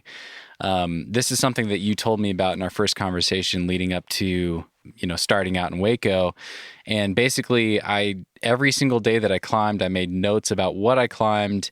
And then at the end of taking the notes and everything, I just had to ascribe either a plus or a minus to that day. Can you tell me about how you're thinking about that and where that came from?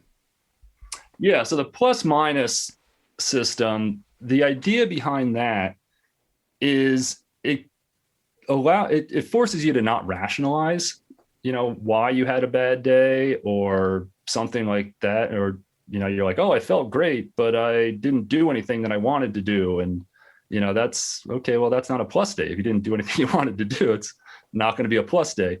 And by just keeping it simple as a plus or a minus, it gets you to not do that rationalization. And the key point with this is really over the long term.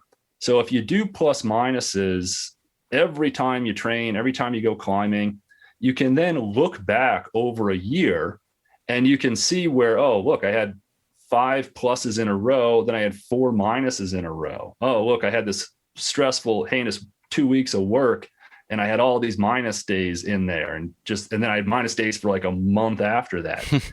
Over time, years and years and years, you start to see your own sort of biorhythms and you can start planning ahead. So you're like, okay, I typically, like, say for you, if you notice over the course of the year, you kept with the Monday, Wednesday, Friday thing, you're like, Wednesdays, I was minus day after minus day after minus day. When you go into training or when you go into climbing or doing something, you're not going to shoot for a high quality day on that Wednesday. If you're typically just if you notice that you get a lot of minuses on that Wednesday. So you would adjust your training to be more like maybe an easy volume day, or maybe you just take 2 rest days and switch up your schedule. So the plus minus system, it becomes informative over time. And you can really look back on your climbing performance phases and training phases to get a feel for when you should really be going hard and when you should be easing off, and when you're overreaching, when you're, doing, you can really get a feel for it. And it's hard for people to do, because I know, and you were like that as well. It's like, oh, I felt great, but I didn't do it. I forget the day. I think it was like, you couldn't do a V6, but you're like, oh, I almost did it first try. And then I couldn't do it. But this V7 was really hard, and you have all this in your notes. And I'm just like, it was a minus day. Just accept the fact that you just weren't on 100% that day. Yeah, no, I found it surprisingly difficult. So I was just trying to ascribe either a plus or minus purely based on how I performed that day, is the way I understand it. But it gets surprisingly complicated, because some days, if I tried something new that I hadn't tried before and felt like I got really close on like a V9 in a session, that might be a plus day. Whereas like you come back a couple days later and you kind of feel like shit, but your beta's dialed, so you squeak it out, but then you kind of can tell that you're powered down. That was where I had a really hard time knowing what to call that kind of a day. Is the first day a minus because I didn't send, and the second day a plus, or vice versa? So it is a little bit tricky. Do you have any thoughts on that, on some of the nuance there? Well, yeah, there's some subjectivity to it. So, like for that particular example, I would say, okay, if you didn't do a V9 in a day, that doesn't necessarily warrant a minus. If you didn't do a V6, I would say for you, that would be a minus. Like, and then, even a V7, that would be unless you stopped, you're like, that was a stupid problem. I just don't want to do that one. That doesn't necessarily warrant a minus. So it's really being within kind of knowing yourself and where you are. And it gets a little tricky when you start getting up closer to your max, like on a V10 or a V9 day. Then it becomes a little bit more, how did I feel that day? But for example, like when you did, I remember with theater, your first day on it, you said you felt really strong and you fell off the end, I think. Yeah. And then when you ended up actually doing it, you said you felt weaker than the first day. That's an example where you're like, okay, that was still a plus day. You did a V10. That's going to be a plus day for you, even though you felt crappy. Where it gets a little bit vague is like, okay, I was expecting to do this V8 today and I didn't do it.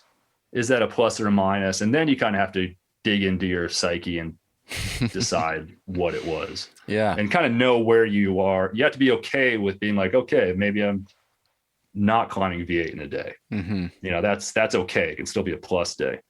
But at a certain point, like, and I think for you, it's like V6, V7, if you really go after it and try to do it, you should be doing those in pretty quickly in a session.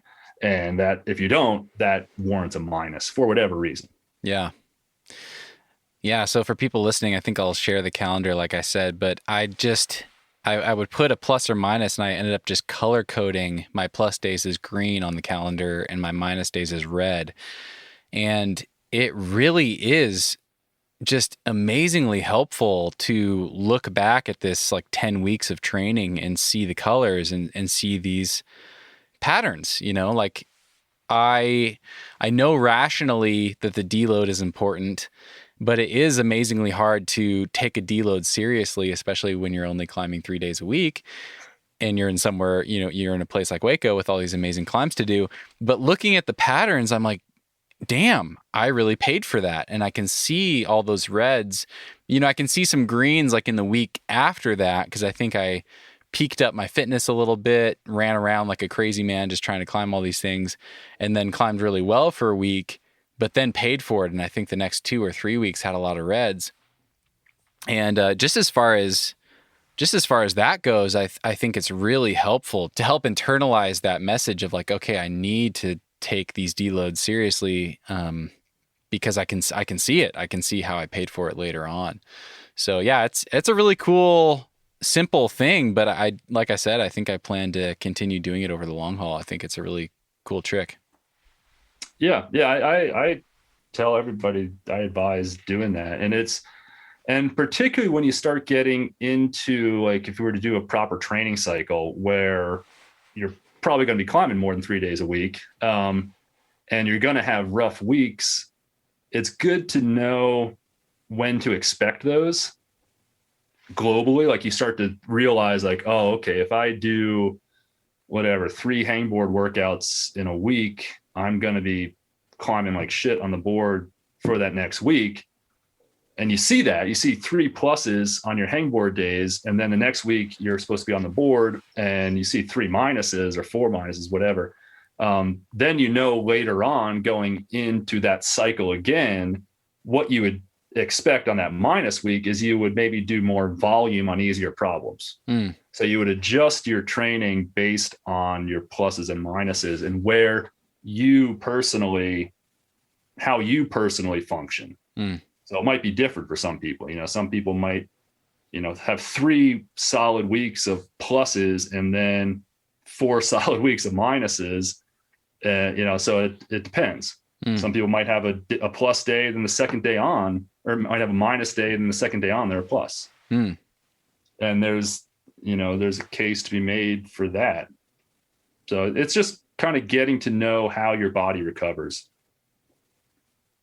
So I want to zoom out a little bit and get your take on how you're thinking about using climbing for training versus these training blocks in a more global sense. So something that I asked you about when I approached you in the first place after talking with John is that, I was going on this trip to Hueco. I did want to send some things, but I do ultimately want to think about my own climbing with this longer lens and try to level up to V12 over the next, couple years, few years, however long it takes, and then apply that to harder and harder sport climbs and ultimately towards this goal I have of trying to just do it at Smith Rock. And, I live on the road. I live in a van. I have the opportunity to do a lot of my, quote, training through climbing outdoors in places like Hueco or whatever's in season. I plan to do some more bouldering in Rocky Mountain this summer. But I'm also willing to, find a place and pay for a gym membership for a month or two and do some focused training. I really enjoy training.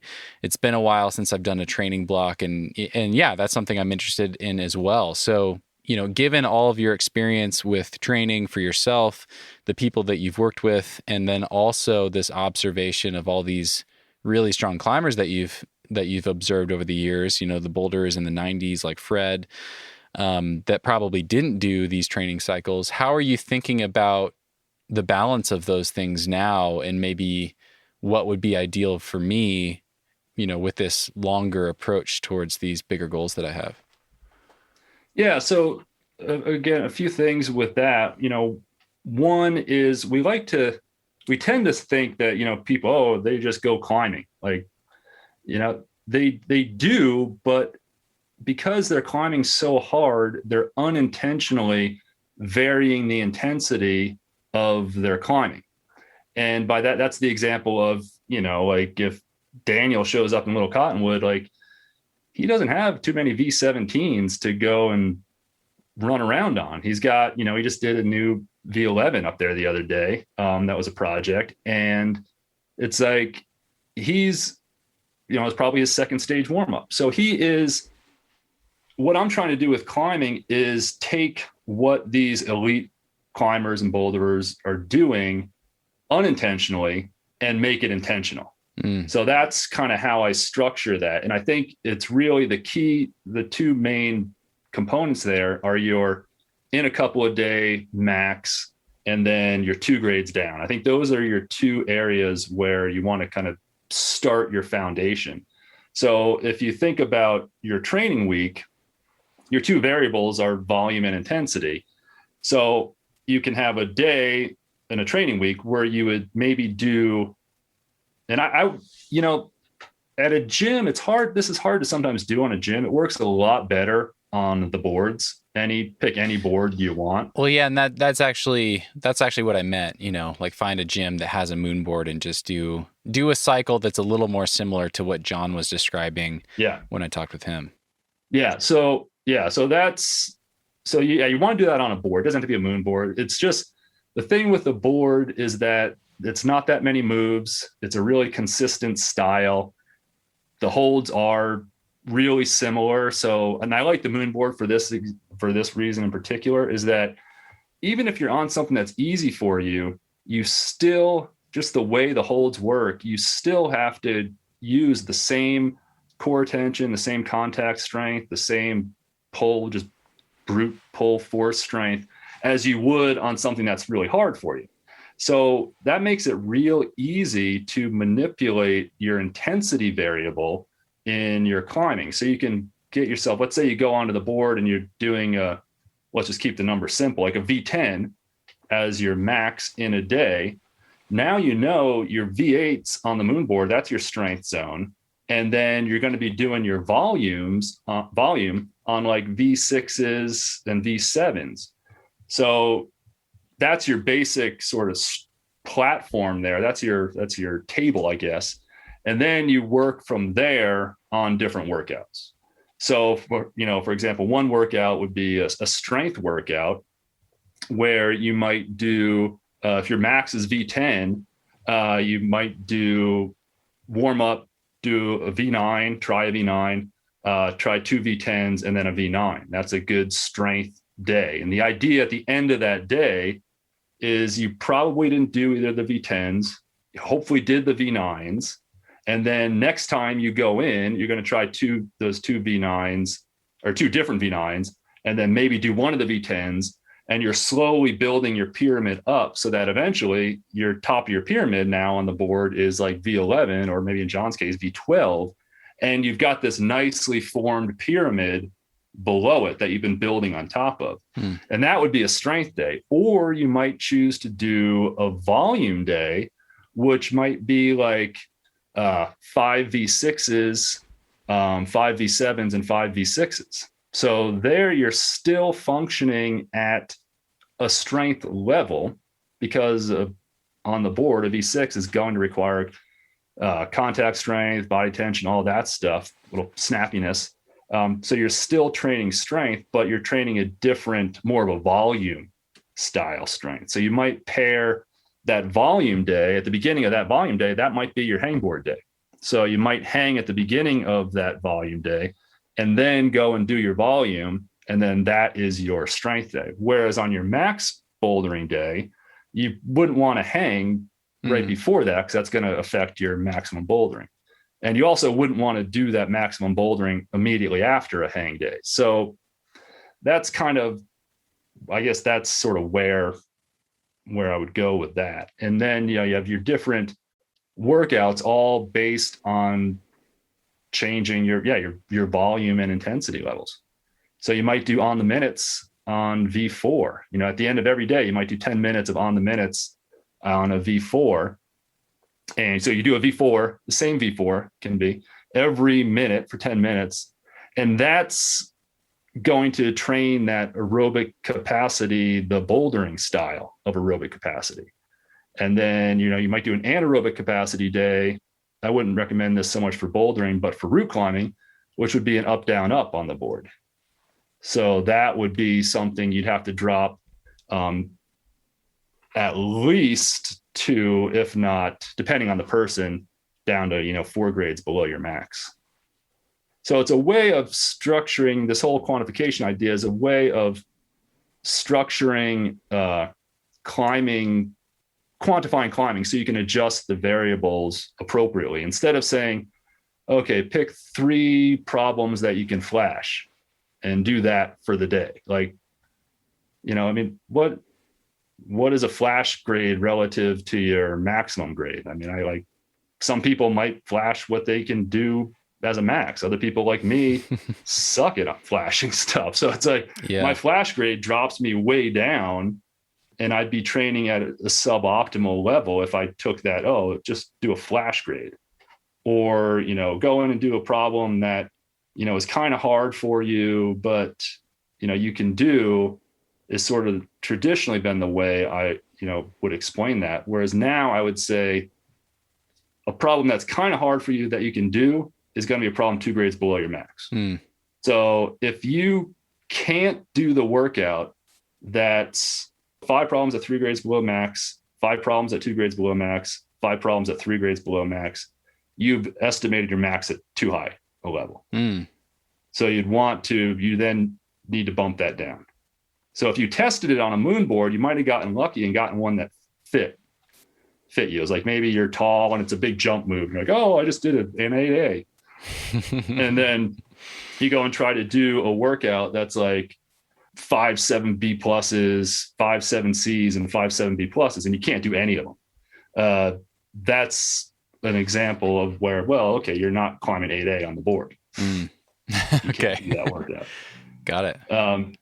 So I guess that's where I'm going with that idea of the 85%. And the 85%, like I said earlier, it's kind of arbitrary, but in my experience, both myself observing, elite climbers around the world, like they spend a lot of time around 2 grades below max. Daniel wasn't out there climbing V17s all that time, but he does a hell of a lot of V15s and V14s, and that's his strength zone. And and if you look at it, like I said, like go to 8A and look at all time on the bouldering and go to the top 100, And you'll see that right now in our current grade range, it's really, these guys have been doing like in the hundreds of, 8A to 8Bs, because that's the most, really, there's a lot of those around the world to do, which is for a V15 climber, gets them in their 70 to 80 something percent max range. And as we start seeing more 8C plus boulder problems coming out, that's just going to give people more of an opportunity to work strength who are 9A plus boulders. And, and it's going to, so the grades are going to keep progressing, obviously up to a certain point. I don't know what that point is going to be, but it takes having a good amount of problems that are 2 grades below the current max for the grades to progress. And it's also 2 grades below the current max for you as a person, as a climber, to progress, whatever your max is. Yeah, that all makes sense. One thing I really want to get at here for myself, though, I'm really curious about this based on what you've observed in other climbers is, I have this unique opportunity to be able to take this methodology and add some structure to my outdoor climbing. Like we did in Hueco, I can kind of do a similar thing with my sport climbing, and then I can, continue this boulder pyramid in Rocky Mountain this summer. But, you and I did a strength assessment before I started in Hueco. You sent me some things to do, and I did some finger strength testing. You've seen my numbers. You've seen how I performed in Hueco. My longer term goals. I guess, how important do you think it is for me to take some chunks of the year where I do like this focused board training, indoor training, adding in fingerboarding, things like that, versus just taking some of the structure and continuing to try to progress through outdoor climbing alone? Yeah, I think, again, it's going to be a case-by-case basis. I think for you, it turns out your finger strength is a limiting factor, and you're going to want to spend some time concertedly working on that. Once you get that up a little bit, it's a little bit easier to maintain. But I do think, just in general, I like the idea of, a 2-month performance phase, a 2-month training phase, a little bit of rest, 2-month performance phase, 2-month training phase, kind of going through in that cycle, more or less. You can kind of adjust it depending on what areas you're going to and all that. But it seems to be that around 2 months, you start to kind of lose a little bit of that strength. And it's always good, in my opinion, at the end of the day, climbing is a strength sport. Like, it's, you need that to be able to do it. So doing repeated, like, 2-month cycles of training and then performing, training, performing, training, performing, is a good way. It's a good rule of thumb for everybody. And I think in your case in particular, because your weaknesses are fingers and board climbing, a 2-month block where you really focus in on that, at least, would be a good thing to do as soon as possible, or when you want to. And when I say at least 2 months, I mean, I think I would start out with the 2-month phase, but, some people I know who, really are very, like, really good climbers, climbing way hard, but their pyramid is really flat on the top, and there's a clear particular strength issue going on there. Like, they might have to settle down for 6 months and just buckle down and train those fingers. You're not just going to hangboard for 6 months, but really train up whatever that weakness is. And I don't think you're there at the moment. You do have a pretty big, your outdoor experience is pretty large. So that leads me to suspect that some really dedicated finger training and board training would be really helpful to your outside climbing. Even if something like Just Do It doesn't seem like a board climb, that strength that you get climbing on that stuff and having your fingers just be that much stronger is going to make, a world of difference. Yeah, totally. That really makes sense. And it's interesting that you mentioned that one. I mean, I haven't even been up the whole route yet. That's something that I need to do sooner rather than later to just know more definitively. But having talked to a number of people about it and having belayed some friends on it and having watched videos, given that it's at Smith Rock, it is actually surprisingly similar to board climbing. The two cruxes are pretty steep, and I think one of them's, an 8 move or 9 move V8, and then like a 10 or 11 move V9 on pretty overhanging rock on small holds and really tensiony climbing. So I think that is going to be a key component for me, is getting a lot better at that style. So yeah, that's really interesting.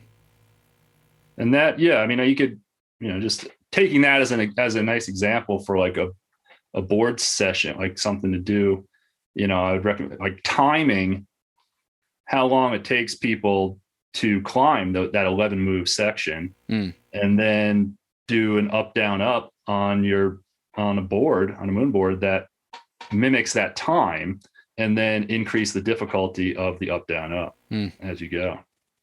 So, I mean, there's just, so the board climbing, it can be used for a lot of things. And I think it's really helpful.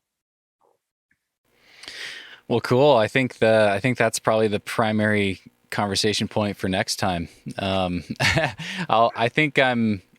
mentioned this to you. I'm planning on spending some time in Washington with my family in June and into July, and I think I'll climb outside a little bit in Leavenworth, but it's going to be hot, and that is a chunk of time where I would be willing to dedicate some real time in the gym on the boards and on the fingerboards. So it'd be really interesting to work with you some more and make a plan for that, and then maybe we can talk about that for the next round, and share the rationale behind that plan. Is there anything else that we haven't talked about with the Hueco plan, with any of the stuff that comes to mind that you feel is important to touch on that we haven't covered?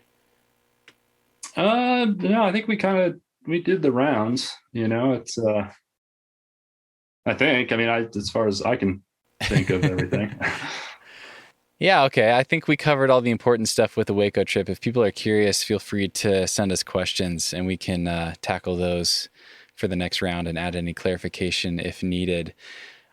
One thing I want to ask about, and this kind of gets to some of your history, but you and I had a short talk about weight. I was kind of bringing you up to speed on a recent chapter in my climbing and kind of where I'm at now. Like part of the reason I felt like it was important to build bouldering experience again is that I'm climbing basically in a different body than I have in the past, and I'm climbing at a heavier weight, and I feel like I'm really rediscovering what I'm good at and what I could be better at and what I suck at. And something you said is that, you try to stay within like stabbing distance of fighting weight. I think you said like you kind of hover within a few pounds of your fighting weight. I just have a note here that says Remond Food Bank. Does that mean anything to you? It'll mean something to me and my good friend Jake Slaney. This takes us way back, 91, maybe 92, right at the beginning of being psyched on climbing. And I'd been living in Jackson, Wyoming, and skiing and working at a housekeeping place and living in my sister's yard in a little hut thing. And me and my buddy Steve went down to visit his parents in LA. And on the way back, we kind of stopped in Red Rocks. And I was like, this is awesome. This is what I want to do for the rest of my life. So we drove back to Jackson, and I immediately dug my car out of the snow and got in my car and just bailed on work, didn't show up the next day, and drove down to Red Rocks when it must have been like February or something like that, with $400 in my pocket. And this was no credit cards, no nothing. I had $400. And I met Jake Slaney. He was in Red Rocks at the time. And those of you from the South know of Jake, I'm sure. and maybe he lived in Salt Lake for a while too. But we then went on the road for like 5 or 6 months. We ended up running out of money in City of Rocks. That's how I ended up in Salt Lake. So we ran out of money in City of Rocks completely. We had to use his dad's gas card to drive from City of Rocks down to Salt Lake, where we knew Dave Bell, and Dave put us up for a little while. I also camped in American Fork, but yeah. So the Remond story. So we went from Vegas. We were in California for a little while. It's back when you could climb in Cave Rock, actually. I think I did a comp in San Francisco or in Berkeley. And then we went up to Smith and climbed at Smith and lived at the grasslands. I don't know what it's like. That's the last time I've been to Smith. Did my first 12A there at Smith. So anyway, like I'm saying, $400. Most of that went to gas. So we had no money at all. And we would go to the Redmond Food Bank every Monday and get food for the week. And the way it works out is, they'd give you the expired like donuts and baked goods and stuff like that. So like on Monday, we'd both get like a dozen donuts and eat a dozen donuts on Monday. And then for like the rest of the next 6 days until we got to like the next Monday, it was like we were splitting a can of tuna and two ramen noodle packages and a can of tuna, like a day almost, and maybe a little bit of oatmeal at the beginning. I got down to 136 pounds, I think. Oh my God. Yeah. How tall are you? I wasn't climbing very well at all. So, Jake was climbing quite well. Jake was a much better climber. He was climbing 513. I was falling off the warm-ups. Aren't you like 6'2" or? Yeah, about 6'2". Yeah. Jesus. I'm like 170 right now. I'm like 171, 172. That is incredible.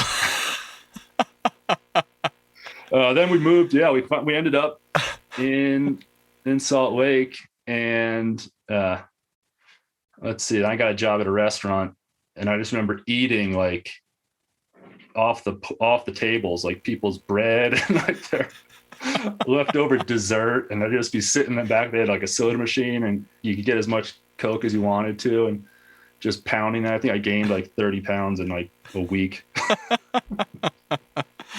Oh man. But yeah, that's my Redmond food bank story. I think we went to the food bank in Vegas too. That's how we found out about it.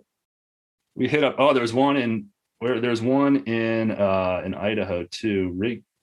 There was somewhere in Idaho, near City of Rocks. So we were kind of doing the food bank tour. It's not the healthiest way to go on a climbing trip, I'll tell you that. Aside from donuts, what were the hot items that you would go for at the food bank? Was it up to you at all, or? No, you'd get a box. You just get what you get. They would have like a box that they just give you, and so you'd get whatever. Usually there was like one expired baked good thing, and then tuna was pretty popular. Maybe some beans, ramen, some pasta sometimes. Yep. That was about it. But yeah. Amazing. Yeah, by the time we got to City of Rocks, I was so malnourished that I couldn't I could barely make it out to the cliff. Like, wow. Just sort of sleeping. Yeah, 136. That is mind blowing. That's crazy. Yeah. Well, this is a real shift of gears, but I'm really curious. What are you excited about and focused on with your own climbing these days? I don't know if we were recording at the start of this conversation, but you've got a 3-year-old daughter. Yeah. I'm sure that plays into the equation. Well, basically, going climbing is my new climbing goal. Yeah, I'm psyched to get back at it. I keep getting hit by injuries. I kind of tore a bicep. I had shoulder surgery. I tore my MCL and a hamstring this fall. It seems like every time I start getting back into getting outside, I screw something up. And mostly that's really what I need to be doing. I need to be doing exactly like how you do in Hueco. Cause right. Like by any objective measure, I'm as strong, if not stronger than I've ever been. I'm just not climbing outside that much. So my boulder pyramid right now is really bad. And I get all excited. Because I have like a Tuesday or something to go, and I'll go and try some project and not do it. And I haven't climbed a V10 for like a year, and I'm getting on like V12s and 13s, just like, I can do it. I'm sure I've done this in the past, and not doing them. But right now I think my long-term goal is, I want to try to get up a V14. I've never gotten up a V14. So that's kind of, and when I started, it was like 14C, V14. So I got to do a 14C and a V14.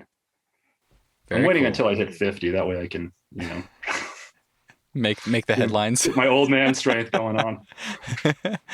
That's awesome. That's incredible. I'm curious, based on all the data that you've gathered and testing other people and seeing other people's performance, do you feel like you're at the numbers that you would need to be at, and it's just a matter of putting it all together, like you said, and building the pyramid towards it? Or do you feel like, have you seen that there's certain numbers in your, certain areas of your own climbing that you need to build up through training? How are you thinking about that, about the numbers? Yeah.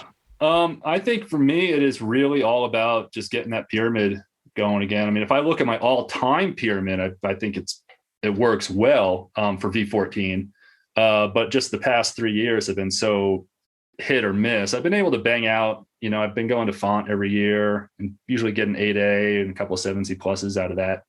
So I'm kind of in, touching distance pyramid wise of V12, but as far as pyramids go, I need to get a couple of those and at least a V13 before I start really thinking about a 14. But strength wise, my pull-up strength, like the basic climbing strength, pull-ups, one-arm hangs are all at or better than where I was when I was climbing V13s. Oh, that's awesome.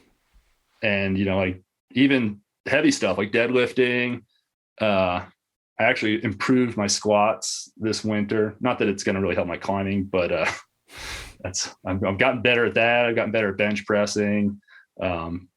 So I've improved those numbers, and it's mostly the on the rock experience right now, which kind of is, from a strength system, it's kind of an anaerobic capacity thing, like being able to go hard for 8 to 10 moves, which is something that I get from climbing, and I also try to train it, but that's one thing that I think you need to be consistently climbing and consistently getting out and doing to really develop that particular aspect of climbing strength. And that's just one I haven't been able to be consistent with. Gotcha. And this spring I've been getting up to little. And like I said, I went up, I was like, there's this V12 thing that I want to do. And, classic, go out first day, do all the moves, think I'm going to do it, go out again, try it, do okay on it, go out again, try it, do worse on it, go out again, try it, do worse on it. Then finally a week or so, 2 weeks ago or whatever, I went out, I couldn't even do the easy move. And I was like, oh man. Damn. So I'm guilty of doing all the things I tell people not to do. It's that's where I needed an intervention, a coach to come in. Yeah. Steve, what the hell? Go out and do that. There's that new V10 and that V11 over there. Go do those things first. Yeah, it is interesting. It's when you have that pretty robust pyramid from your past, it is hard to embrace that, like, okay, that maybe not a lot of that is relevant right now. Like I have done all that experience. I have all that experience under my belt, but it's been some years and I need to really rebuild that to be able to climb at my best. Yeah, totally. I mean, and that's where with the pyramid, like I say, you can carry it through if you're pretty consistent in there, if not a lot has changed. But, the past really 3 years, I mean, the kid thing is is one, but really it was kind of the injuries, like, that sort of kept setting me back. None of them were particularly dire, but, it was enough to, like, just when I'm starting to climb outside and get a few things under my belt, boom, I get hit by some stupid preventable thing. Shoulders and knees, you can prevent those injuries. Just get stronger legs and stronger shoulders. Fingers, those are one that you kind of, it's hard to prevent a finger injury. They kind of just come, like, for the most part. But for a lot of those sort of like shoulders, knees, back, that stuff, those are preventable, in my opinion. I mean, that's interesting to hear you say. You've done a lot more lifting than probably the average climber that climbs at your level. Anything that you feel like you could have done differently, wish you'd done differently?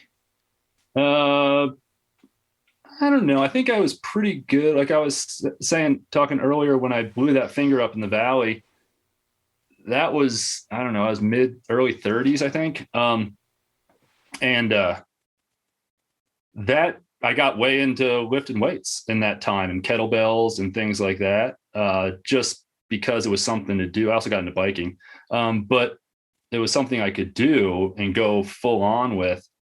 And I think and I think that was perfect timing. Like, I think that foundation of, like, basically a year of, kettlebells and lifting weights and riding a bike, set me up to have a pretty solid, like, now I have a pretty overall strong body.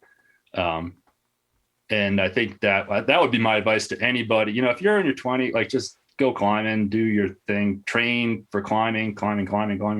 When you start hitting your 30s, start thinking about the future, and getting a little bit of a foundation of weight training experience in there.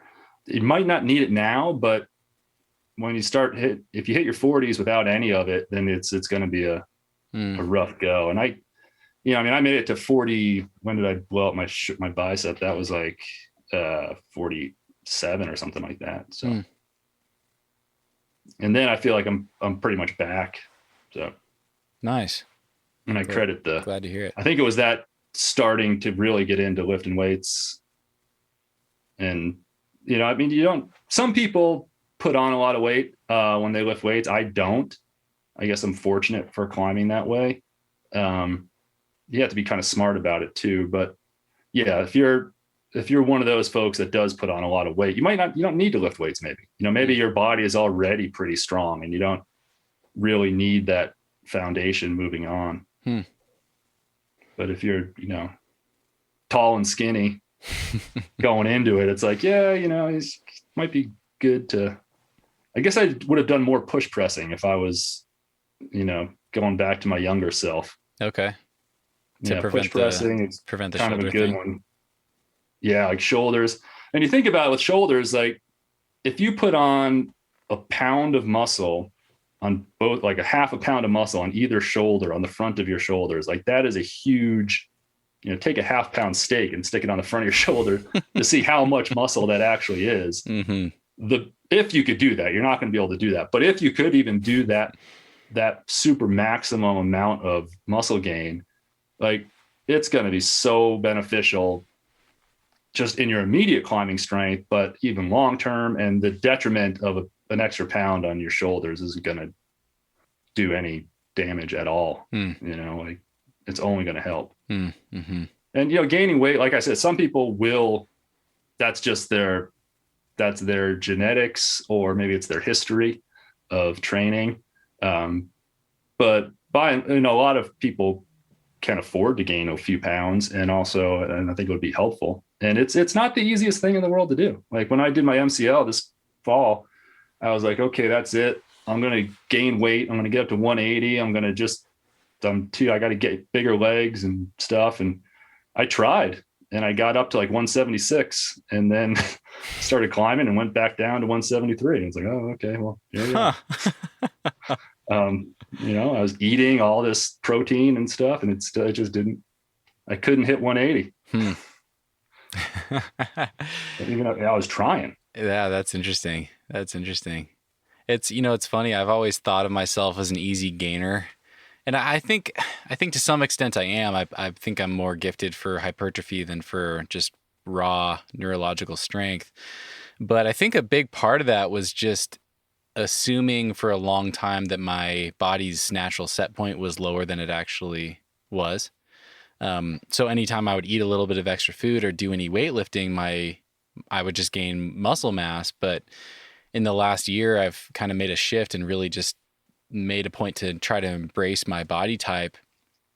And once I hit about 160, 165, things just leveled off. I didn't continue to bulk up and gain because I'm not training in a way that would stimulate that. I'm not training like a bodybuilder or anything. So yeah, that's been an interesting lesson that I've learned in the last couple of years. Like I always thought that I was an easy gainer, but that was probably just because I was kind of artificially keeping my body weight at 150 and my natural set point was a little bit heavier than that with more muscle than that. So yeah. I mean, you might be hard pressed to get much above 165. Yeah.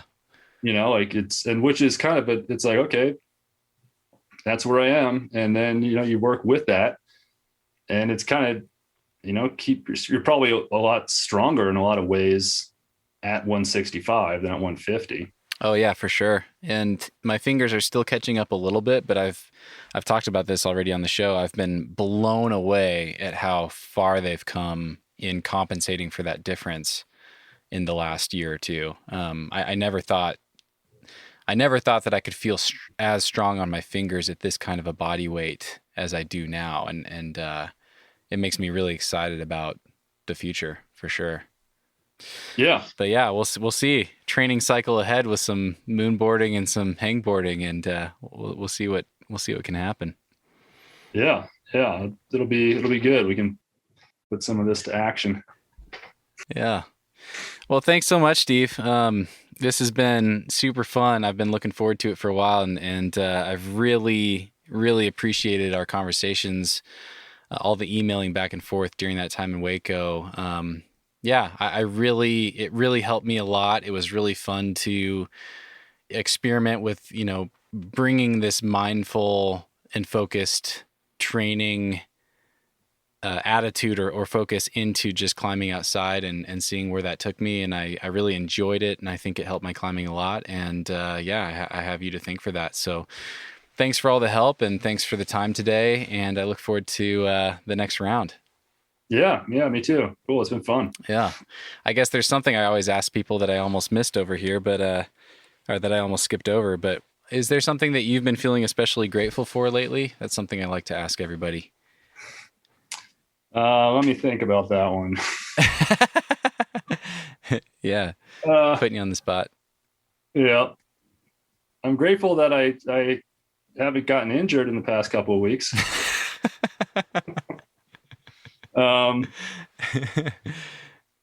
Yeah. I'm grateful for my kid. I think Hunters that's been a real good thing for me. And it's been, way better. I didn't know what I was getting into, and I'm enjoying it way more than, I thought I would. And I have more fun when she's having fun than when I'm having fun. Wow. So, that's cool. That's super cool. I'm psyched on that. Nice. Grateful for her. Right on, man. Thanks for sharing that. Yeah. Well, yeah, let's be in touch moving forward. And I'm excited to brainstorm with you and make a plan for some indoor board training in June and July. And we can do another round after that. Yeah, for sure. It'll be good. All right, man. Okay. Have fun in St. George. Thanks. Cheers. Enjoy the rest of your day. Okay. Yep. Bye. Later. Shake it up, stop when the clock hits 13. Sing 1, 2, 3, 4. Cause no one can do it like we do it, like we do it, like we do it. Cause no one can do it like we do it, like we do it, like we do it. Cause no one can do it like we do it, like we do it, like we do it. Cause no one can do it like we do it, like we do it, like we do it.